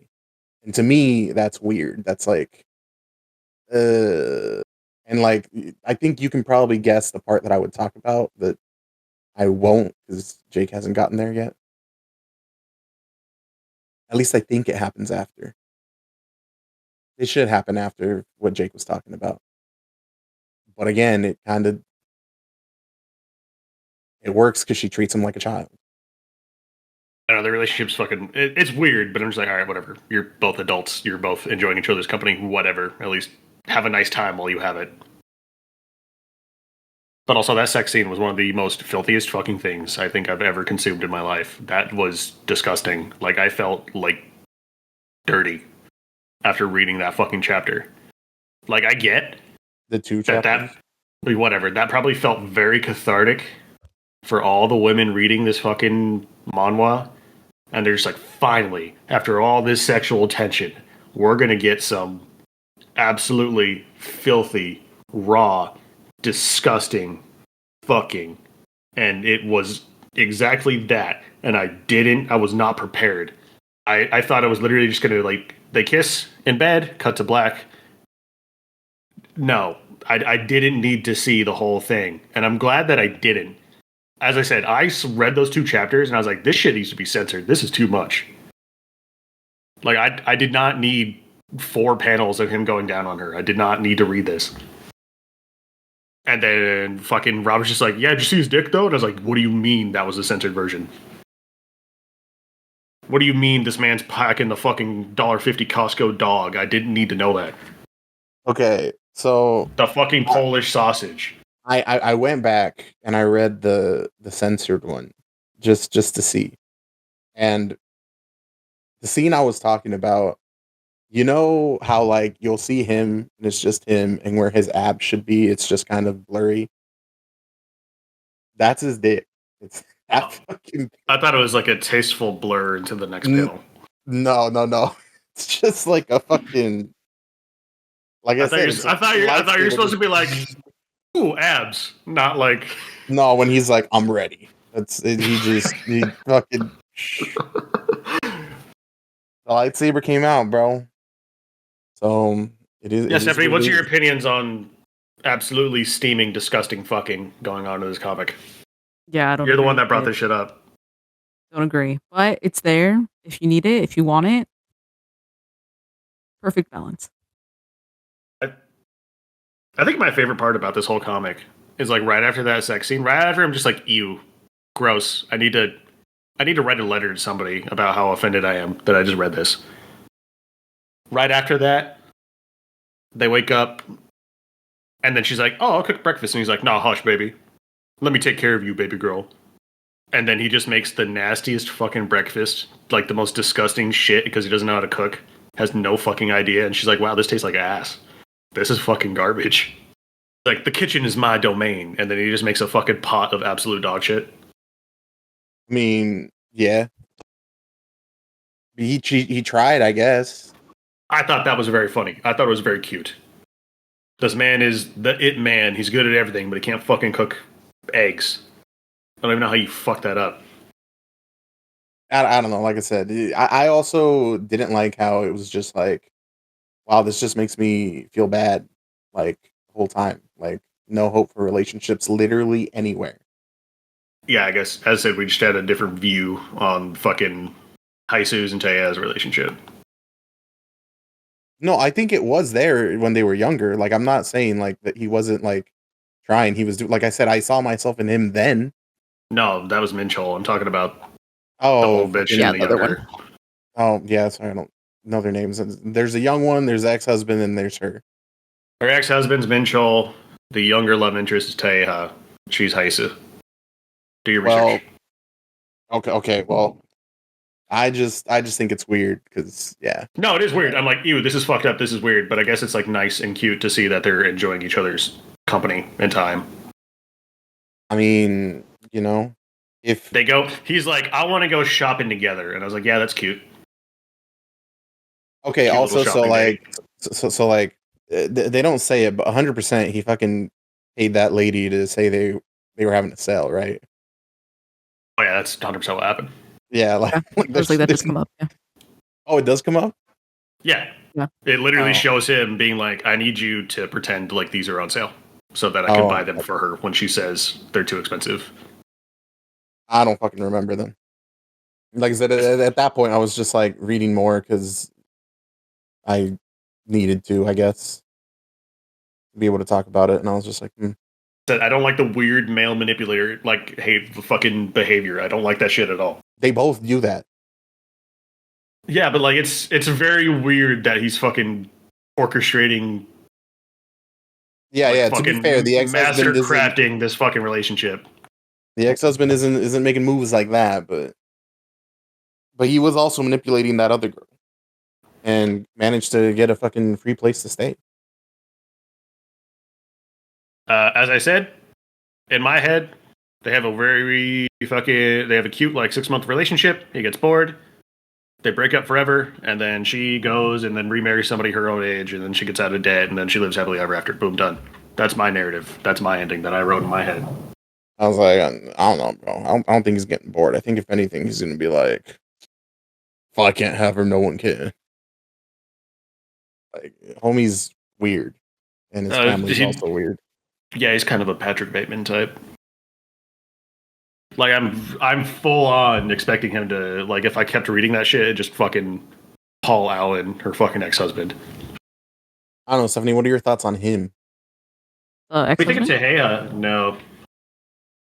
Tehea, the romantic love interest. Do you think he's sweet? Do you think he's romantic? Is this what women want? Is this what I need to imitate? Should I rent out a hotel? Should I buy all of the fucking roller items at the 7-Eleven for the girl that I'm crushing on so that she doesn't have to work the grill anymore? Perhaps. No. But I will say that, like, with it, like, they are very similar, and the way that they manipulate is very similar. Like, they go about things in different ways, but I'm just like, this is, like, so crazy. And I do think there will be a point where powers of evil, infatuation versus liking, and what that looks like, and how they are going to be together for one another.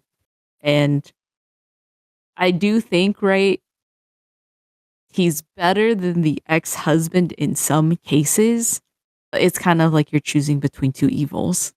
So I really do think she just needs to find somebody else. That's not her ex-husband, and that's not this young kid, unless this young kid is going to be honest. I mean, he's clearly the better fuck. As I said, man, like, in my head canon, whatever, they do their 6-month thing, and he's like, hey, I'm over the MILF. I'm over the MILF next door.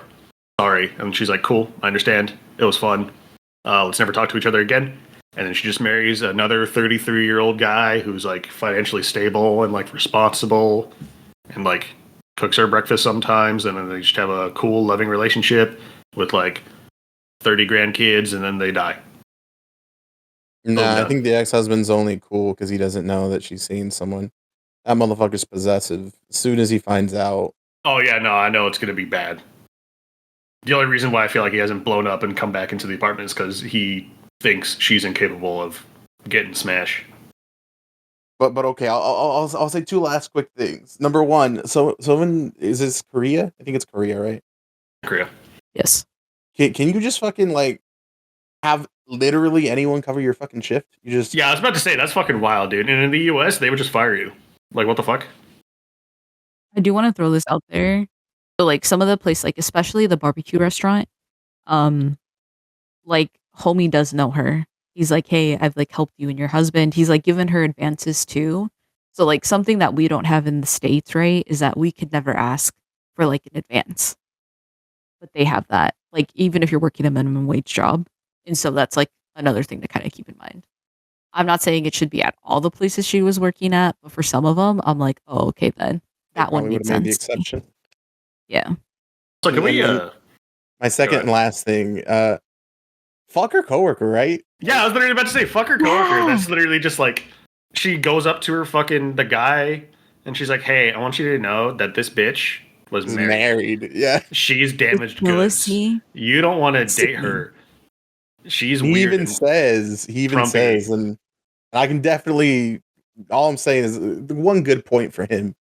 He's like, normally you fucking protect the person you know. Why are you telling me this? Yeah, and he's And just she's just like, like, "I like that she's damaged goods, bitch. You fucking bitch. How dare you?" Amen. I just Amen. hate her though. I just hate No, her. she Like, sucks. I fucking hate her. Because like I was like, her coworker's indifferent to me, and then you realize she's also just like an immature bitch, like almost every other character in this fucking comic, and you're like, wow, what the no, but fuck? I thought she was your homie.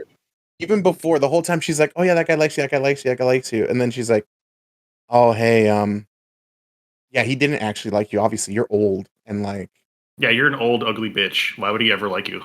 and I was just like, what the fuck? I was like, is this just what it's like being a woman around other women? You just have to deal with this. Oh, 1,000%. Yeah, Oh my god. that's true. I feel like if I was a woman, I would hate women too. Fuck. Hold on, like that's straight up. Like they'll just tell you something like that. Yeah, because they're angry, mad. That's fucking wild. Well,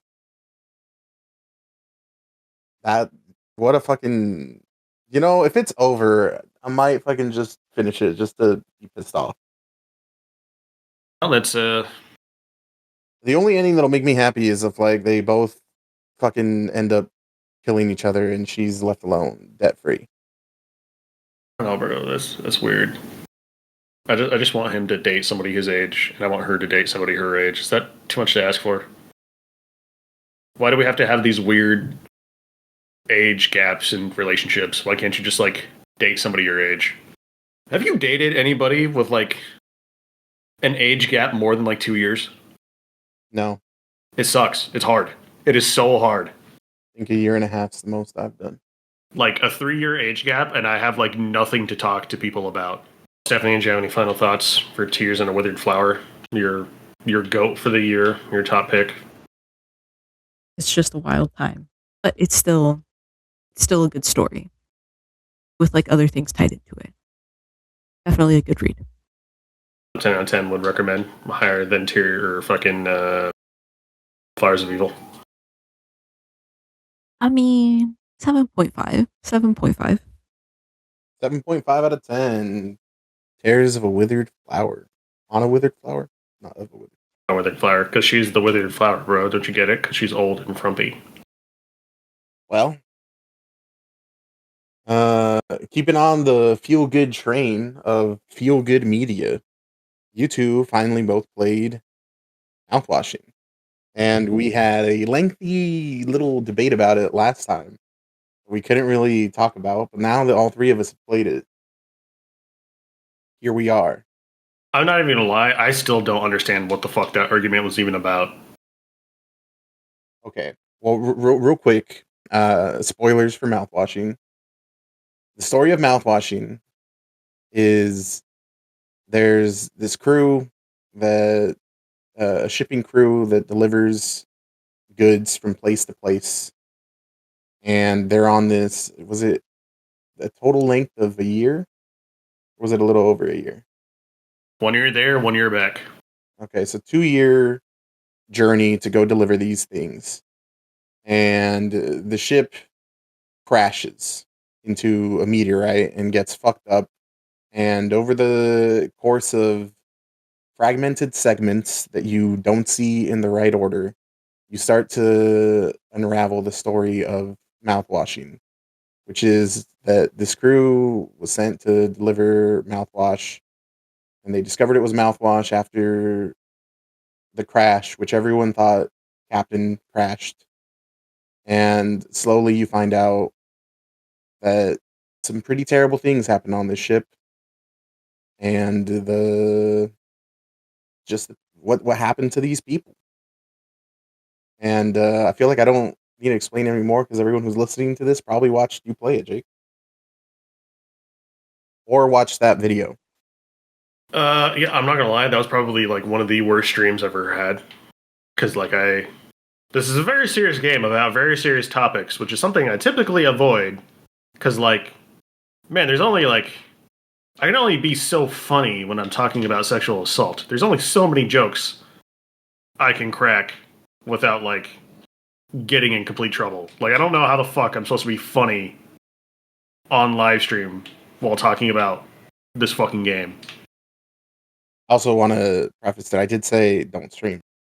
Well, I did it anyway, and that was that was a terrible idea. That said, I beat it. I finally beat this thing Robert really wanted me to consume that he thought I'd really like. I thought you would appreciate it. I think Mouthwashing is an excellent piece of art. I also think Mouthwashing is a terrible video game.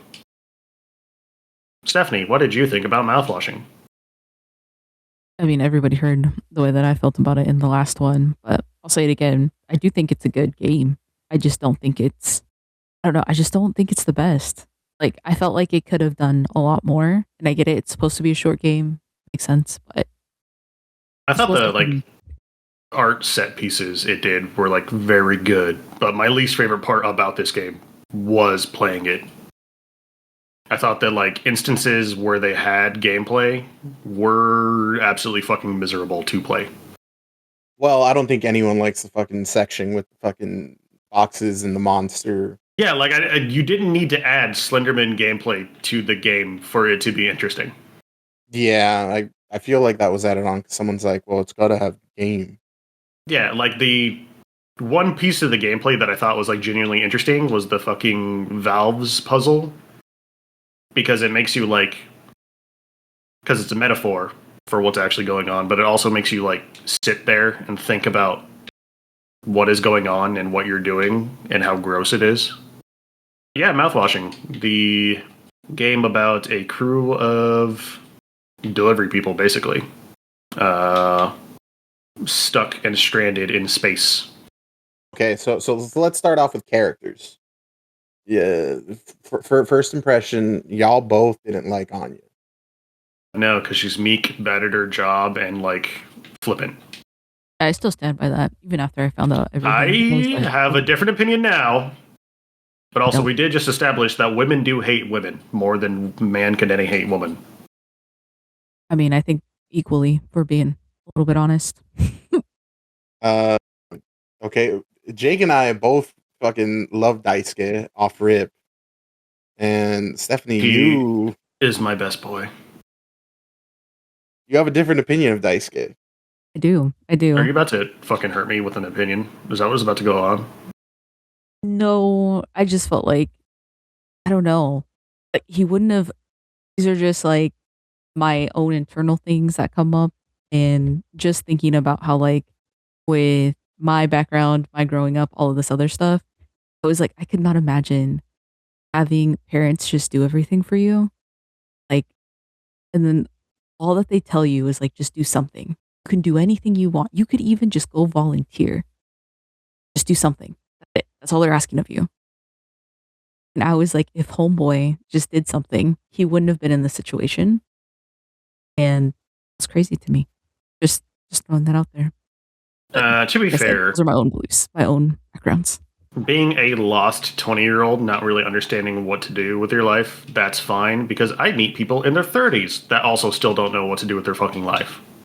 Jake's really throwing shade at us this fucking So I think it is perfectly reasonable to behave in said way. He's just doing it because he doesn't know what else to do. His parents told him to go do something. He's done with school. Do anything because your parents are loaded and you choose that. I was what? Well, it sounds like his parents he for him too. Basically took a apprenticeship, essentially. That's not a bad move. Yeah, and to be fair, because he was there under Swansea, so he wasn't just there to deliver. He was supposed to learn how to fucking fix shit. Yeah, he's supposed to be a ship mechanic, which I feel like is probably a bit more grandiose than. That's a more involved skill set that we're probably giving it credit for. But also, you don't go into that expecting what happened in Mouthwashing to happen, worst case scenario, it's 2 years of your life, and your parents are well, at least he did something. Yeah, they probably just like wanted to send him away to go mature for a bit or something. Maybe like make him appreciate being on Earth. Big rip. Crazy to think about. Just saying. That's my view on it, though. But anyway. But yes, the game opens up with a first-person view of you intentionally crashing the ship.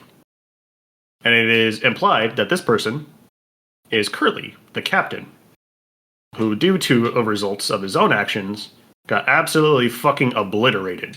And now he is a burned and bandaged multi-amputee stuck basically rotting and writhing on a bed for the rest of the game. And then you have Jimmy, the co-captain, Curly's right-hand man. Swansea, the head engineer, the old crabby mentor to Daisuke, I guess. And then Anya, the ship's nurse. But this is essentially like a mystery game. And then through events that take place out of narrative order, or at least like out of sequential order, you put together Jimmy decided to crash the ship because his sexual assault of Anya had been found out. And then, even though this ship should have killed them all, everybody survived. Curly, in an effort to stop the ship from crashing, was the least protected when it hit the meteorite, and that's how he got so fucked up. He ran into the cockpit just in time for it to crash right into the meteor. The name, hence the vibe, the theme, kills 99%. So statistically, they all should have died. Well, and then that entails the argument that we were having the other day.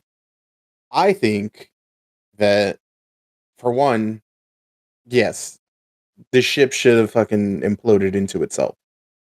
Was the game plan here, and everyone should have died. Obviously, that didn't happen. And Stephanie's like, well, even if it had, it still would have been found out what happened. And I was like, I don't think so. I think, for one, like, if a ship explodes like that, no one's going to give a fuck into trying to figure out what exactly happened, other than, oh, hey, something went down and it exploded.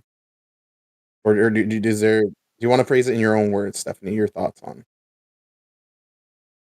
I think what I had said is that if it crashed, right? Not like if everybody died. That would be different. If everybody died, there's nobody alive. And how would you ever know? But if they're crashed, people are still alive. Most definitely do I think that company would go and try to find them. And then they'd find out what happened. Oh, hold on. Has your argument hinged on them being alive? Yeah. What? Well, yeah, no, also, yeah, if they're alive, obviously, yes, they're evidence. I thought the whole thing was like, yeah, if Jimmy, like, fucking crashed it and, like, it didn't get saved by that foam, that the company would still go, and I was like, no. I think I even said that, like, their bodies would have, in space, been like, phew. So, like, there'd be no point. Oh no, my whole thing is this, they're still alive. I thought you had also yeah, if they're said, still wait, alive, yeah, they would themselves, whoever is living would say what happened. They would talk about it. right, but I thought you had said that they wouldn't go looking for them. Yeah, not if it, like, exploded, like, if it was gone. Like, I was like, They anything. have no idea of knowing that. Yeah, it's because gone, though. because there's no, and that was my point, because I was like, we had even said, because I was like, if anything, they would go for the product, but I was like, they wouldn't know for a very long time, because it's supposed to take super long to get there and super long for it to come back. Yeah, but also, For it's And the very company was being sold. likely. Yeah, the company is like folding. So like, the company that bought them might just like cut their losses on the fucking ship anyway. okay, but like, hear me out, right? Hear me out. If we're so far in the future, I do feel like they would go and they would look at these things. It's kind of like the things that are going on in media right now with like all these other things coming up.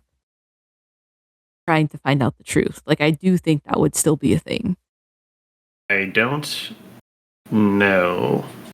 All I'm saying is, Like, sure, there's a chance they would go looking for them, but also it is probably, and they also just said that was the last manned ship. Because, yeah, sending humans to do these kinds of deliveries is absolutely fucking miserable. but like, hear me out though, right?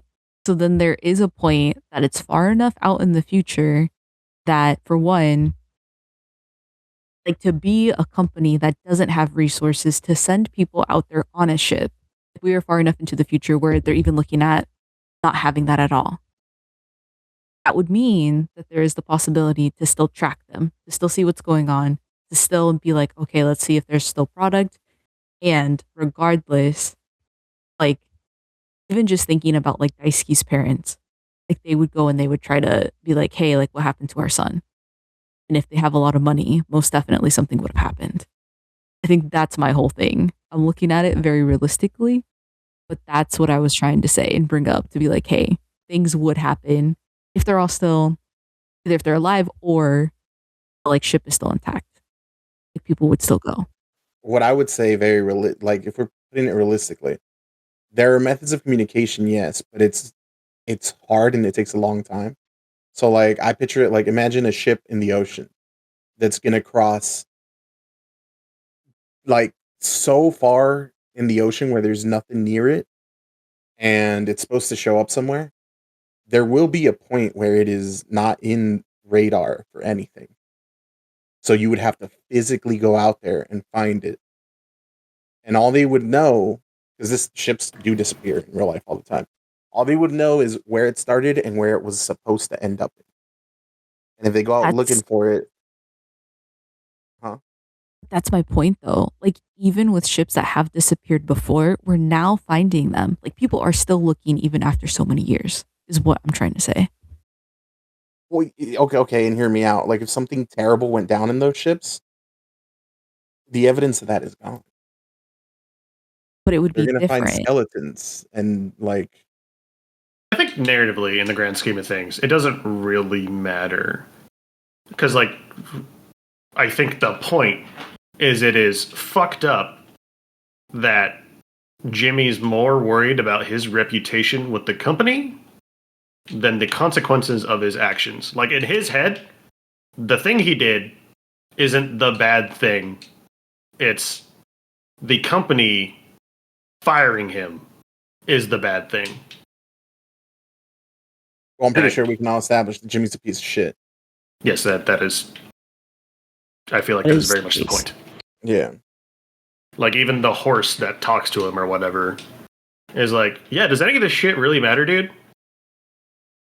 Like, in the grand scheme of things, like, you're fucked no matter what. And you still don't feel bad about anything that happened? How this is all your fault? That everybody dying is on you? Like, that's kind of where I said, I think visually and artistically, like, sound-wise, it's very beautiful, but I have a very hard time piecing together the narrative purpose or point. Because it's like, Jimmy is a piece of shit. Correct. Curly is a piece of shit. Correct. Swansea is a piece of shit. Correct. Daisuke is also part of the problem. Correct. Like, the point of the game is, like, evil plus complacency. Like, there should have been all these things in place to protect Anya, and there was nothing. The company didn't protect Anya. Curly didn't protect Anya. Even in the end, Swansea didn't fucking protect Anya. Like, he knew what happened. He just very coldly and matter-of-factly is like, nope, doesn't matter. We gotta get Daisuke out of here. Doesn't matter what Jimmy did to you. Daisuke is the only one that really has a shot at a life. So, that pod is for him. But also, like, I don't think he wanted to tell Daisuke that pod was for him, because Daisuke probably wouldn't have gone in. So he was probably waiting for a chance to, like, kill Jimmy or wait for Jimmy to die off before putting him in the pod. Is that a correct interpretation of this video game? Do you have other opinions other than this is a game about bad men being bad? and bad men being complacent, and bad men being apathetic. Well, I do agree with that Daisuke thing and the pod being for him, but Stephanie, do you? I don't. Just when I found the other thing. But at the same point, I don't know. I feel like people just looked at Swansea as like this amazing person, and I'm like, no, he was like a deadbeat dad, and I maybe don't this think would be he's an his like. amazing person. I in fact said I think he's a good character. I don't think he's a good person. I never said that. No, Just I want to say said that. Yeah, I was like, I just think that with everything, like, I guess if you feel really strongly towards a character, you're also going to create your own thing, which I think the video game does a good thing at that. The only interesting thing is like seeing that, and I do know how like the end of the game plays into it, and so like you could also be like, oh well, that's why. And maybe that would have been his like redemption arc where he's like, oh well, I couldn't like save my kids, but I saved somebody else's kid. I just don't think that would have happened. I think It's it because of is his history. very heavily implied that he was trying to save the pod for Daisuke. That's why he didn't tell anybody. So what do you think he was going to do with the pod? See, here's like what gets me, where I'm like, okay, there are things about the ship that do and don't work. So let's say that he was doing this, right? But he doesn't know if it's going to work. And then there's even the part where he's like, hey, I don't know when you go up into the, whatever it is, the ceiling, not ceiling. That's what I think is interesting because I'm like, there's still a possibility that pod wouldn't even have worked at all because of all of the like fluff and everything that came out of the ship. And so my whole thing is that like cool to have good intentions, right? Same thing with other people having good intentions in the game. It doesn't mean though that anything would have happened. And I think that's the other crazy part is that Swansea, instead of being like, let me make sure that this actually works, he was just like drinking the whole time. And I I'm think like, he did make sure it works though. but he doesn't say that though.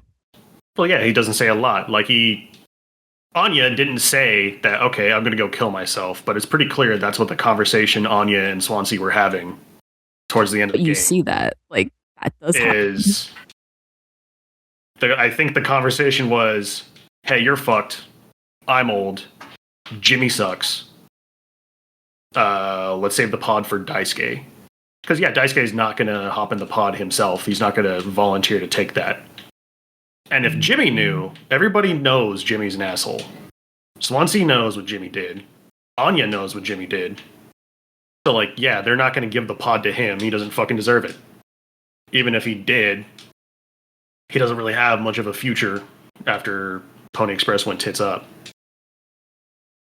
Also, going in the pod doesn't mean that it is going to work. Even if no, they're just like it's a shot, it's a chance.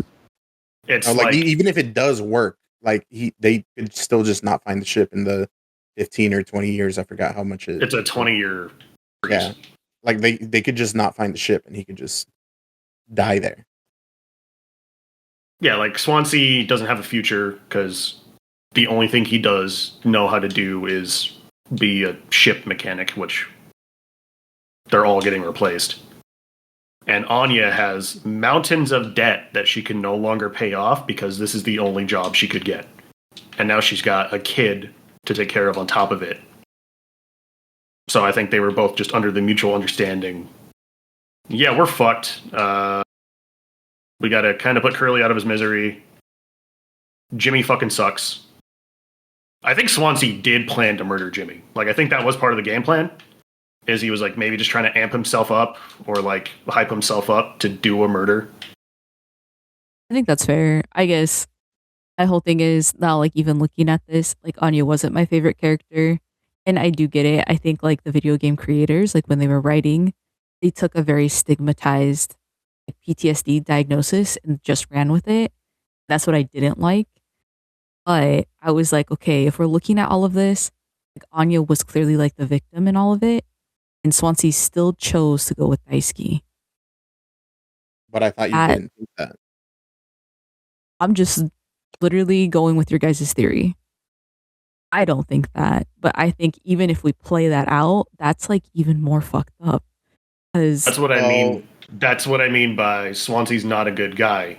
He's very cold and matter of the fact. Like, Anya tells him, hey, I was assaulted. And he's like, cool, that doesn't matter. I don't care. We gotta save Daisuke. Okay, and I'm just throwing this out there real quick. She's pregnant. Yeah. I don't know Exactly. how that would work if you are put in the pod. Yeah. I don't know if like the baby would make it. And she's You know, fucked. You She's also pregnant don't know if you and make she it. can't get a job. no, She's yeah. pregnant What and she I'm has saying no is, like, prospects. She's in debt. That's crazy. Okay, so hear me out, right? Are single women? and again, I'm not defending Swansea or anything. I'm just saying, like, I don't think anyone's ever tested that, even in that universe. Like, oh, can a pregnant person go into a Cairo chamber? That's crazy One of to those me, chambers. right? Because they also haven't tested, like, hey, if this crashes, do these still work? I get what I'm trying to say is with this, I'm like, hey, out of all the people, Swansea still chose somebody that is able bodied to do all of these things, that has a really good setup when he goes back, I guess. So, in terms of everything, maybe he's like, yeah, maybe he'll have like the best future. But like, if Anya can't get a job as like a single person, now that she will have a baby, things could change. And again, this is in this universe, whatever that looks like. But even in our universe right now, like those things do factor into things and they play a different role. I think that's just like bananas. If we go with this theory, then I'd still be like, hey, all the men in this are like the worst. And what the heck? That makes, I don't feel bad for anybody that died still. It's like, what? No, that's fine. Like No, we're that's not what I'm saying. Is it's a feel Yeah. bad game. All the men are not good. Like, Swansea admitted that being a family man was the worst thing that has ever happened to him. He enjoyed being a debaucherous drunk. That was the best time of his life. Oh, Mr. Griswold, got it. Daisuke is just ignorant, so maybe you could say he's the most innocent one. Jimmy sucks. Like, Jimmy is actively an evil blight upon the world. And Curly's complacency in it is what leads to all the problems. As I said, the game is about, there should have been so many things to protect Anya. The company should have had locks on the doors. But they only lock up the medicine, because it's probably more expensive than hiring somebody. And the captain's chambers. Yes. And the captain, those are also hard to replace, because it takes lots of years of training. So that's why there's a lock on the captain's crew, but everybody else is expendable. Curly should have held Jimmy accountable immediately, but he didn't want to throw his friend under the bus. So he's like, no, we could sort this out. We can fix it. Like, he kept saying we could fix it, but like, what the fuck is there to fix, Curly? The damage is already done. The only thing left to do is justice, which would be throwing fucking Jimmy in the brig. And then him hesitating to do that gave Jimmy enough time to fucking Benoit the whole ship. But like I said, I am curious though, Stephanie, because like you're pretty certain that that's not what Swansea was trying to do, and you do say like, oh, okay, well, didn't even know if it worked, didn't know this, okay. But so then like that's our theory. What's your theory? What did you think was happening there? If I'm being completely honest, like looking at everybody's like motivations and everything like that, I really don't think it was for anybody. I think at the end of it, because like, get what you guys are saying. Like, I just don't get it. Because I'm just You like, think okay. Swansea just wanted everybody to die, and that's why he didn't tell anybody about the pod? I wouldn't say that. I think it's just kind of more like, I don't think there was a plan. I think it was like, hey, we have this, we'll see what happens. But like, homie was drinking the whole time. He really didn't know what the fuck was going on. There were things electrically wrong already with a lot of stuff.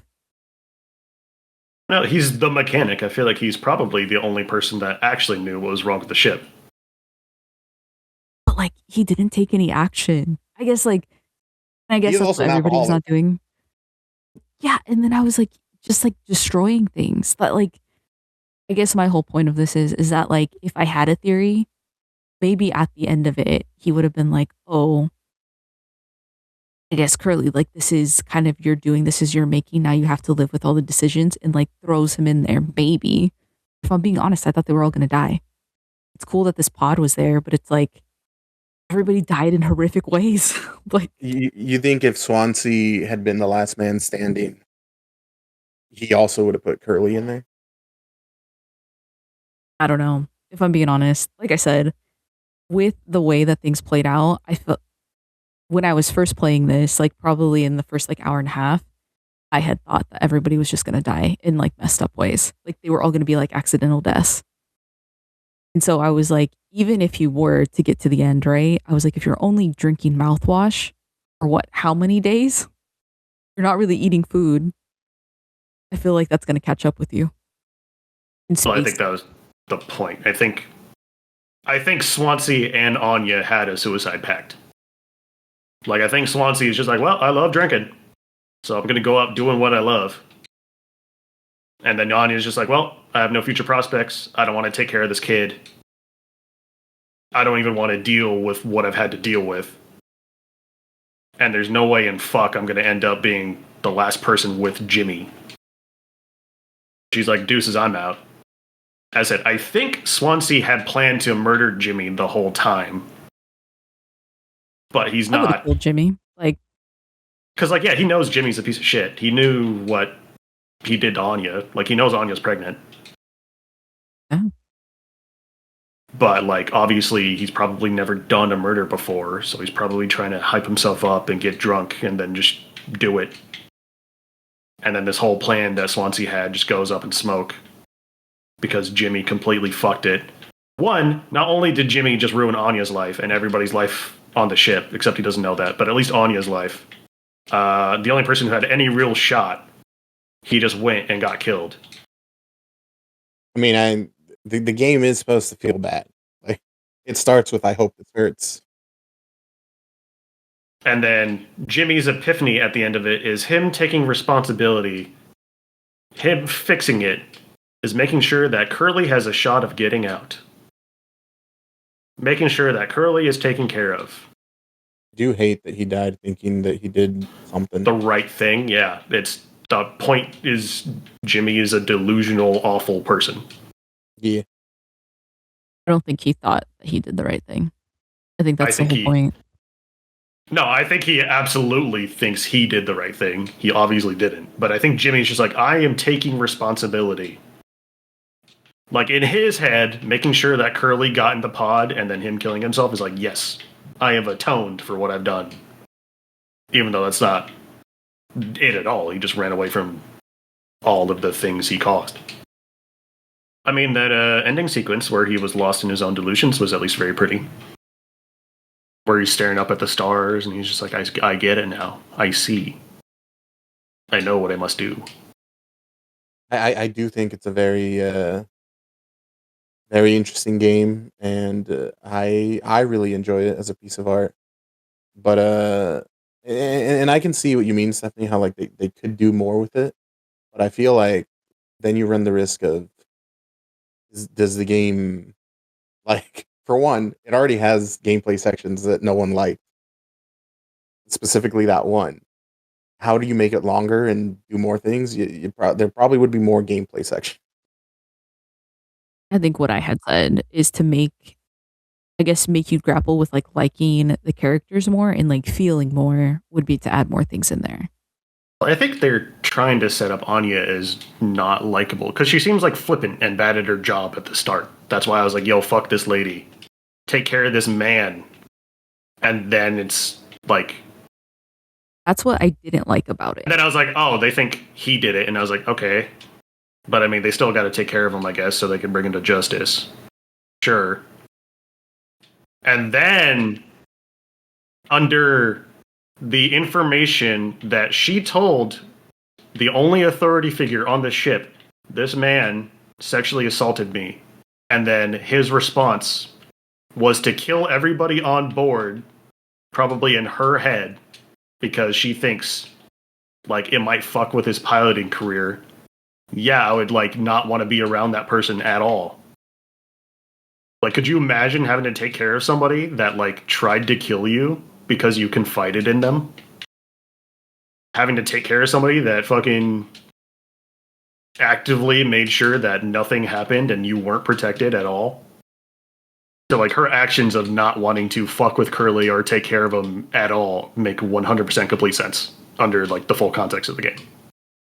Like she probably can't even think about him without feeling nauseous. I mean, I will say this, and I guess like with what I've seen in like my own career and stuff, and having to work with nurses, like I do understand. Like from the outside in, looking at PTSD and sexual assault, people are like, "Oh, most definitely you'd be bad at your job. Oh, most definitely you wouldn't want to handle things like with people or with perpetrators." But like the reality of the situation is that that happens now, and like there are people in like state hospitals or just hospitals in general that aren't even in like a mental health ward that still do that, have been in terrible situations with patients, with residents. And that's what I really, I guess, like, I see where they're going with it because that's what people think of, right? Without that background. But like, this shit does happen. And there are times where like nurses still have to see the same patients, even when they've been assaulted. And that's the part where I'm like, I'm not saying that I don't understand what she did, but I am saying that the way that the game portrayed that could have been just portrayed in a different light. Because it does happen. Oh, yeah. Curly didn't assault her. She just thinks Curly tried to kill her. And he is a piece of shit. Yeah, just throwing that out there. Like now she's also stuck next to fucking Jimmy. Plus also like there's the perspective that she doesn't want to be locked, like somehow locked in a room with Jimmy. If she has to hang out for an extended period of time by herself with Jimmy anywhere near, that could be really bad. Like that's probably why she likes hanging out in the living room where there's people around or whatever. She just doesn't want to be alone or be put in a place where she could be alone with Jimmy. I see what you mean though. Like if she was a professional, which I still think she wasn't trained as well as she could have been, but regardless, that is her job title. That is what she does. And in real life, you do have to just kind of deal with it. I do not think that is the point or message of the game or what that's trying to say. I also don't think that, but that's not what Stephanie's saying. She's saying I think the game is trying to make you feel like Anya sucks, and that's the point. It is supposed to make you blame a woman for like doing literally nothing wrong. Well, I was gonna say I like I said at the beginning, I didn't hate her or anything, but what I'm saying is like we're looking at it as a game, you know, because I'm not looking at it as a game. I'm looking at it as a fucking narrative statement because I did not enjoy it as a game.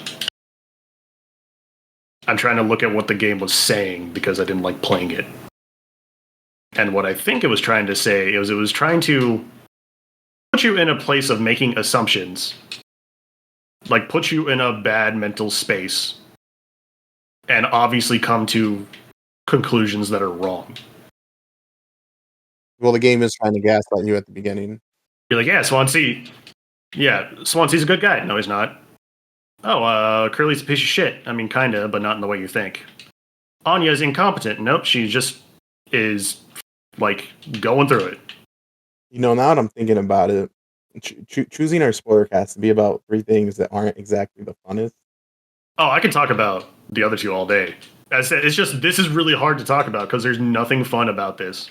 We could joke about fucking Tea's dick all day. Well, yeah, but I'm saying This is rough. even that story is not a good story. Like it's very sad. Yeah, but it's like relatable. But last I checked, there isn't any rapists in this call. Well, yeah. I mean, there's other people in the fucking game too. I was like, wait, what are we talking about? Who could you relate to the most? I like Daisuke because he's just a cool guy that likes to have fun. I mean, yeah, it's like him or I guess Swansea's stressed the fuck out and didn't like having a family, I guess. Which I don't have a family, so I guess I can't relate to that either. But I like the horse.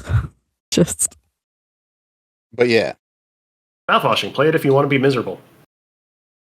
I mean, I just want to clarify. I never ever said, "Hey, this is a fun time. This is a this is a good game. It's a movie basically, with the length of a movie basically. And I just think because you said, oh, I don't like this game as a game. I don't think this works as a movie either, though. Like if it was actually just a No, movie. it's an interactive experience. I get that, Yeah. but what were you hoping I would get out of it? It's exactly what you got out of it. The music's good. The atmosphere is really good. Like it So is you were a piece of hoping art. I was going to have a bad time, but appreciated it as a piece of art. Yes, which I think you did. Well, I'm glad. Yeah, that is also what happened to me. Like, that is the experience I got. Oh no, I think there's so much to dissect about Flowers of Evil. As I said, I feel like there's like a lot of things to be able to relate to in Flowers of Evil. I think that is a relatable piece of media. I think it I think exaggerates being a teenager trying to find a personality, so you start latching onto things that make you think you have a personality. This is why I think shit like emo was popular, or like fucking hype beast culture among teenagers. I think that's why you get like stereotypes and cliques, because like you're vapid and shallow and haven't lived that much life to really develop a personality. So you're just doing everything you can to make yourself think that you're unique, that you're an individual, that you're not like the other teenagers when you are exactly like the other teenagers. Yeah, and most people can relate to Tears of a Withered Flower because everyone's felt heartbreak and hope and naivete. But I've like been in a relationship that's like absolutely fucking disintegrating and not really knowing what to do, like making what I think is an effort that is not saying the right things or doing the right things. Like that is a relatable experience to have. Well, yeah, and I also don't play horror games because I want to fucking relate to them. Like having an evil main protagonist is nothing new to the horror genre. I also don't relate to literally any fucking horror game I've ever played. I guess that's probably where the disconnect for me is I don't consider Mouthwashing a horror game. I absolutely consider it a horror game. I did not think it was scary. Not scary like monster scary, but scary like it is horror. What do you mean?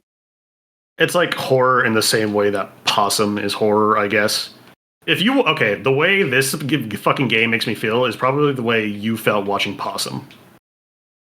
What do you mean by that? You're just like, well, I'm miserable. Like I get it, but I'm miserable and I'm uncomfortable. Thanks. But that is also a piece of art. Yeah, I get it. I don't have to like art because it's art. Fuck you. No, that's true, but I'm saying I can appreciate that. I don't even know if I appreciate Mouthwashing. Okay, that's fine. I appreciate Possum. You came out and you said something that I already knew. I mean, it's cool that you said it, I guess, but like, hopefully, I feel like anybody that consumed this media didn't need to learn the lesson that Mouthwashing is trying to teach. Okay, I also don't, and maybe that's why I consider it a horror game, and you don't. Like, horror doesn't need to teach a lesson. It's just horror. Like it has things to say, but it's not like, oh hey, I'm not saying horror has to you teach a didn't lesson. know this. I am saying Mouthwashing is explicitly trying to teach a lesson. To not be a piece of shit, take responsibility. Yes, to not be a Curly or a Swansea. Obviously, nobody fucking thinks they're a Jimmy. To not be so quick to judge. To try to be more aware. To try to not be ignorant. To ask more questions about the relationship between corporations and their personnel. But as I said, anybody who might have needed to learn those lessons, I feel like didn't play the game. Anybody that played the game probably already understands those things. Well, yeah, but So it sits in a very weird narrative spot for me. I guess. I think that's fair. I think just throwing this out there, and it's because I saw this like YouTube video not too long ago. So I already forgot his name. Elliot, the like incel king, you know what I mean? Like The Incel King? literally, that's his like thing, right? Is that Did you the guys not know fucking about this? looks maxing guy? I think so. It's basically the dude that wrote a whole manifesto about basically like hating women. And a lot of the incel community like uses his works as like something to like look at, I guess. and they will like quote him. And there have been like other really terrible things that have happened throughout America that everybody knows about. Is that the And guy they'll, that like, shot up the Walmart? campus. But yeah. Well, I guess like a campus party. And then Okay, that was other Walmart guy. people. different. That was not the Yeah. Walmart guy then. Yeah. But no, but he used, I guess, like Elliot's manifesto to do that. So like there are multiple like I guess shootings that have like quoted him. Yeah, the Walmart guy did, I think, actually. Yeah. So anyway, what I'm trying to say is that like we get that that's not okay, but there are people who are of age that are like in their 20s that may not understand that though too. Because like when I would like watch his YouTube videos, because that was like the whole thing, it's bananas. I That was like, seems what? actively bad for your mental health. Why would you ever do that? Let me tell you. That seems like It was like, oh, this is how people get to like one place towards that another. seems like the mental version of eating Tide Pods. I'll drop the link down below. Just kidding.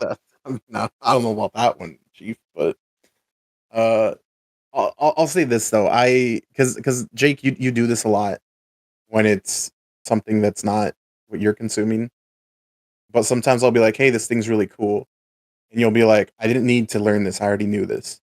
I don't consume media just because I think that there's a lesson to learn. I love Ted Lasso because I love it, not because it's like, oh, well, the message is be a good person. Everyone should know that. No, Everything everywhere all at once.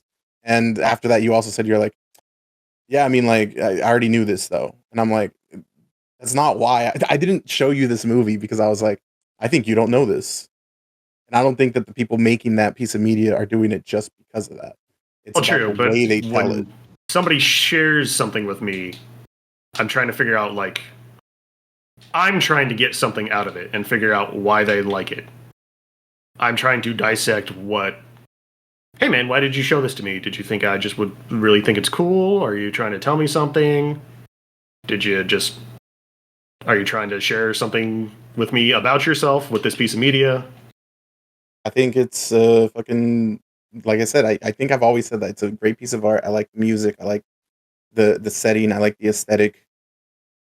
I like the vibe, and it's a short experience like that. And it's like, well, I didn't like the gameplay. I don't like the narrative. No one I don't get the gameplay. lesson. So like I'm trying to like is it profound just because it's profound? Just because it's about a dark topic?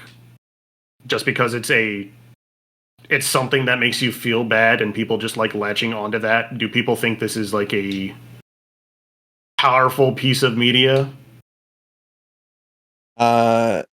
See, here's the thing. And this is gonna sound bad probably, but I guess because it's hard to say it and mean that. The things I like about this game that I was like, wow, that's a good piece of art and everything. Obviously, what Jimmy did was super terrible. If you tweak the story a little and make him do something not as terrible, that wouldn't change that I like the aesthetic and the sound and the music and all that. I'm not saying that doesn't add something to the story or that it does. All I'm saying is the stuff that stuck out for me in this game wasn't that particular thing. I mean, I guess it is a good piece of horror media because it did make me feel very uncomfortable. Like I was not having a good time going through Jimmy's mind and then watching all the mental gymnastics he's jumping through to justify his actions. I do not want to be in the mind of a bad person. But I get that's what the game wanted to do. So I think it succeeded as a piece of media. I think this is like anti-Jake media. But also, hear me out then. So you're saying it's anti-Jake media. We know most of the same people. I recommended it to you and Stephanie. Who else do you think I could share this with? I mean, Brand probably would have liked it. She watched the video. Yeah. Yeah. So, but that's what I'm saying. Like. Oh yeah, I guess if what you really wanted was somebody to talk to about it, I'm here. I didn't like it. You're welcome. You're like, go back to fucking Scroll Stapler, bro. That's more my I think Scroll Stapler is a Genre better piece of horror. media. I think the gun or gameplay in fucking Scroll Stapler is actually pretty fun. And also, Scroll Stapler fucked me up for like months. Man, what a lovely upbeat podcast we have today. That's it, bro. And like I was like, I can crack jokes about failing relationships because I've had a failing relationship. I can crack jokes about being a cringe teenager because I'm a cringe teenager. I don't know how to like talk around this topic without coming off as like cruel or facetious. That's why when you guys are talking about that fucking Jared Fogle fucking documentary however long ago, I was like, man, I don't even know how to approach this conversation. I feel like this is a land or like fucking field of landmines. It was a crazy documentary, though. Stephanie's like, just wait till next episode. Talk about Honestly. crazy documentaries. Yeah. You know that motherfucker should have been on that ship. For real. I don't think I like this conversation. But anyways, you know what? We did it. End of the year podcast. End of the year spoiler cast. End of the year spoiler cast. What have we learned today, ladies and gentlemen? Don't be a bad person. Don't be cringe. Don't cheat on your wife. Don't pull a Chris Benoit at your workplace. Don't steal people's gym uniforms. Technically, he didn't cheat. At least as far as I've read, technically he didn't cheat. What do you mean? They were still in a relationship. Yeah, but he kept on saying that, like, I guess they were in a relationship. They were in a relationship. They were Yeah. divorced, but they got divorced for tax reasons or whatever.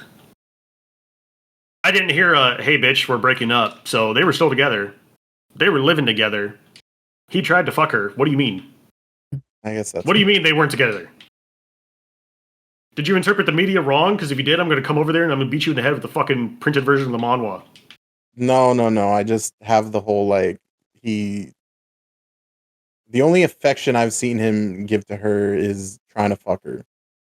But throughout the rest of the beginning, he doesn't, like, comfort her. He doesn't fucking do anything nice. So, like, I just assume divorce I mean, means it's a broken dead up. relationship. I agree. Yeah. Like, I is just no love. assumed divorce was like, oh, we're broken up. We just live together. And that's why he's like that. But no, you're right. 'Cause I just thought she was like holding on to this, like, oh yeah, we're gonna get back together. Like once Oh no, like he this happens. But yeah, definitely I guess is like, yeah, technically we they plan are on together. getting remarried. Like he thinks they're in a relationship. Whatever, still a piece of shit. Even he is just like, man, I'm tired of this 20-something-year-old bro. Give me my boring, frumpy, old, disgusting wife that'll make me dinner and fold my laundry. Can't wait for the next webtoon recommendation stuff. How about one of those light ones that you said you alternate you. to?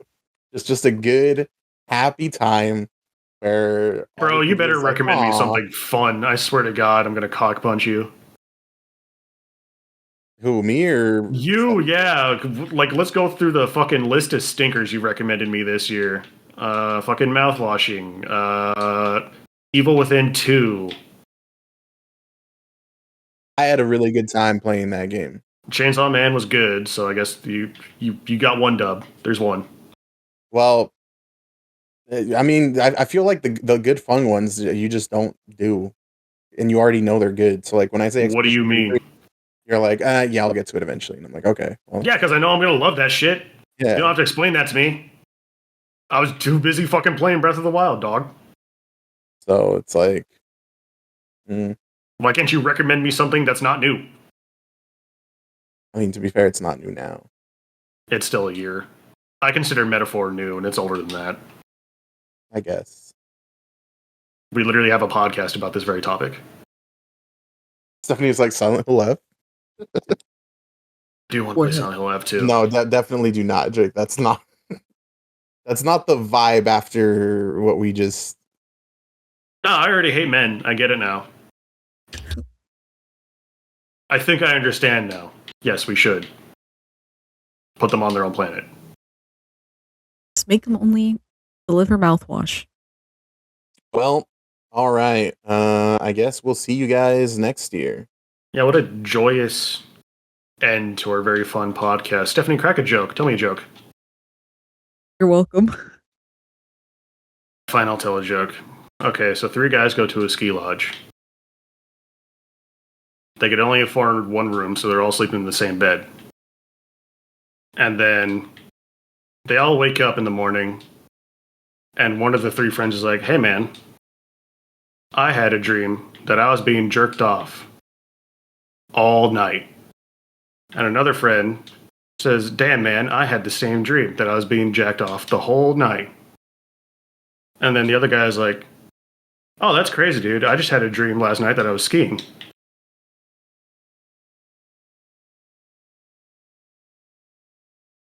Brienne tells it funnier. You, no, she doesn't even tell the joke right. She got that joke for me. About to catch you out, dude. What do you mean? Oh, I'm sorry, Stephanie. I guess that's an inside joke I now. fucking hate this podcast. I'm not doing this shit next year. Fuck you. Suck my dick. Bye. Yep. 3 years. Another. Down for another 3, and then another 3, and then another 3, and then 30 years, and then 60 years, and then 90 years. Backlog boat forever. Yes. Bye. Yeah, I was like, Stephanie, I need you to throw in a bye or something. But I need you to Guess a pretend yes, like you're please. having fun right now.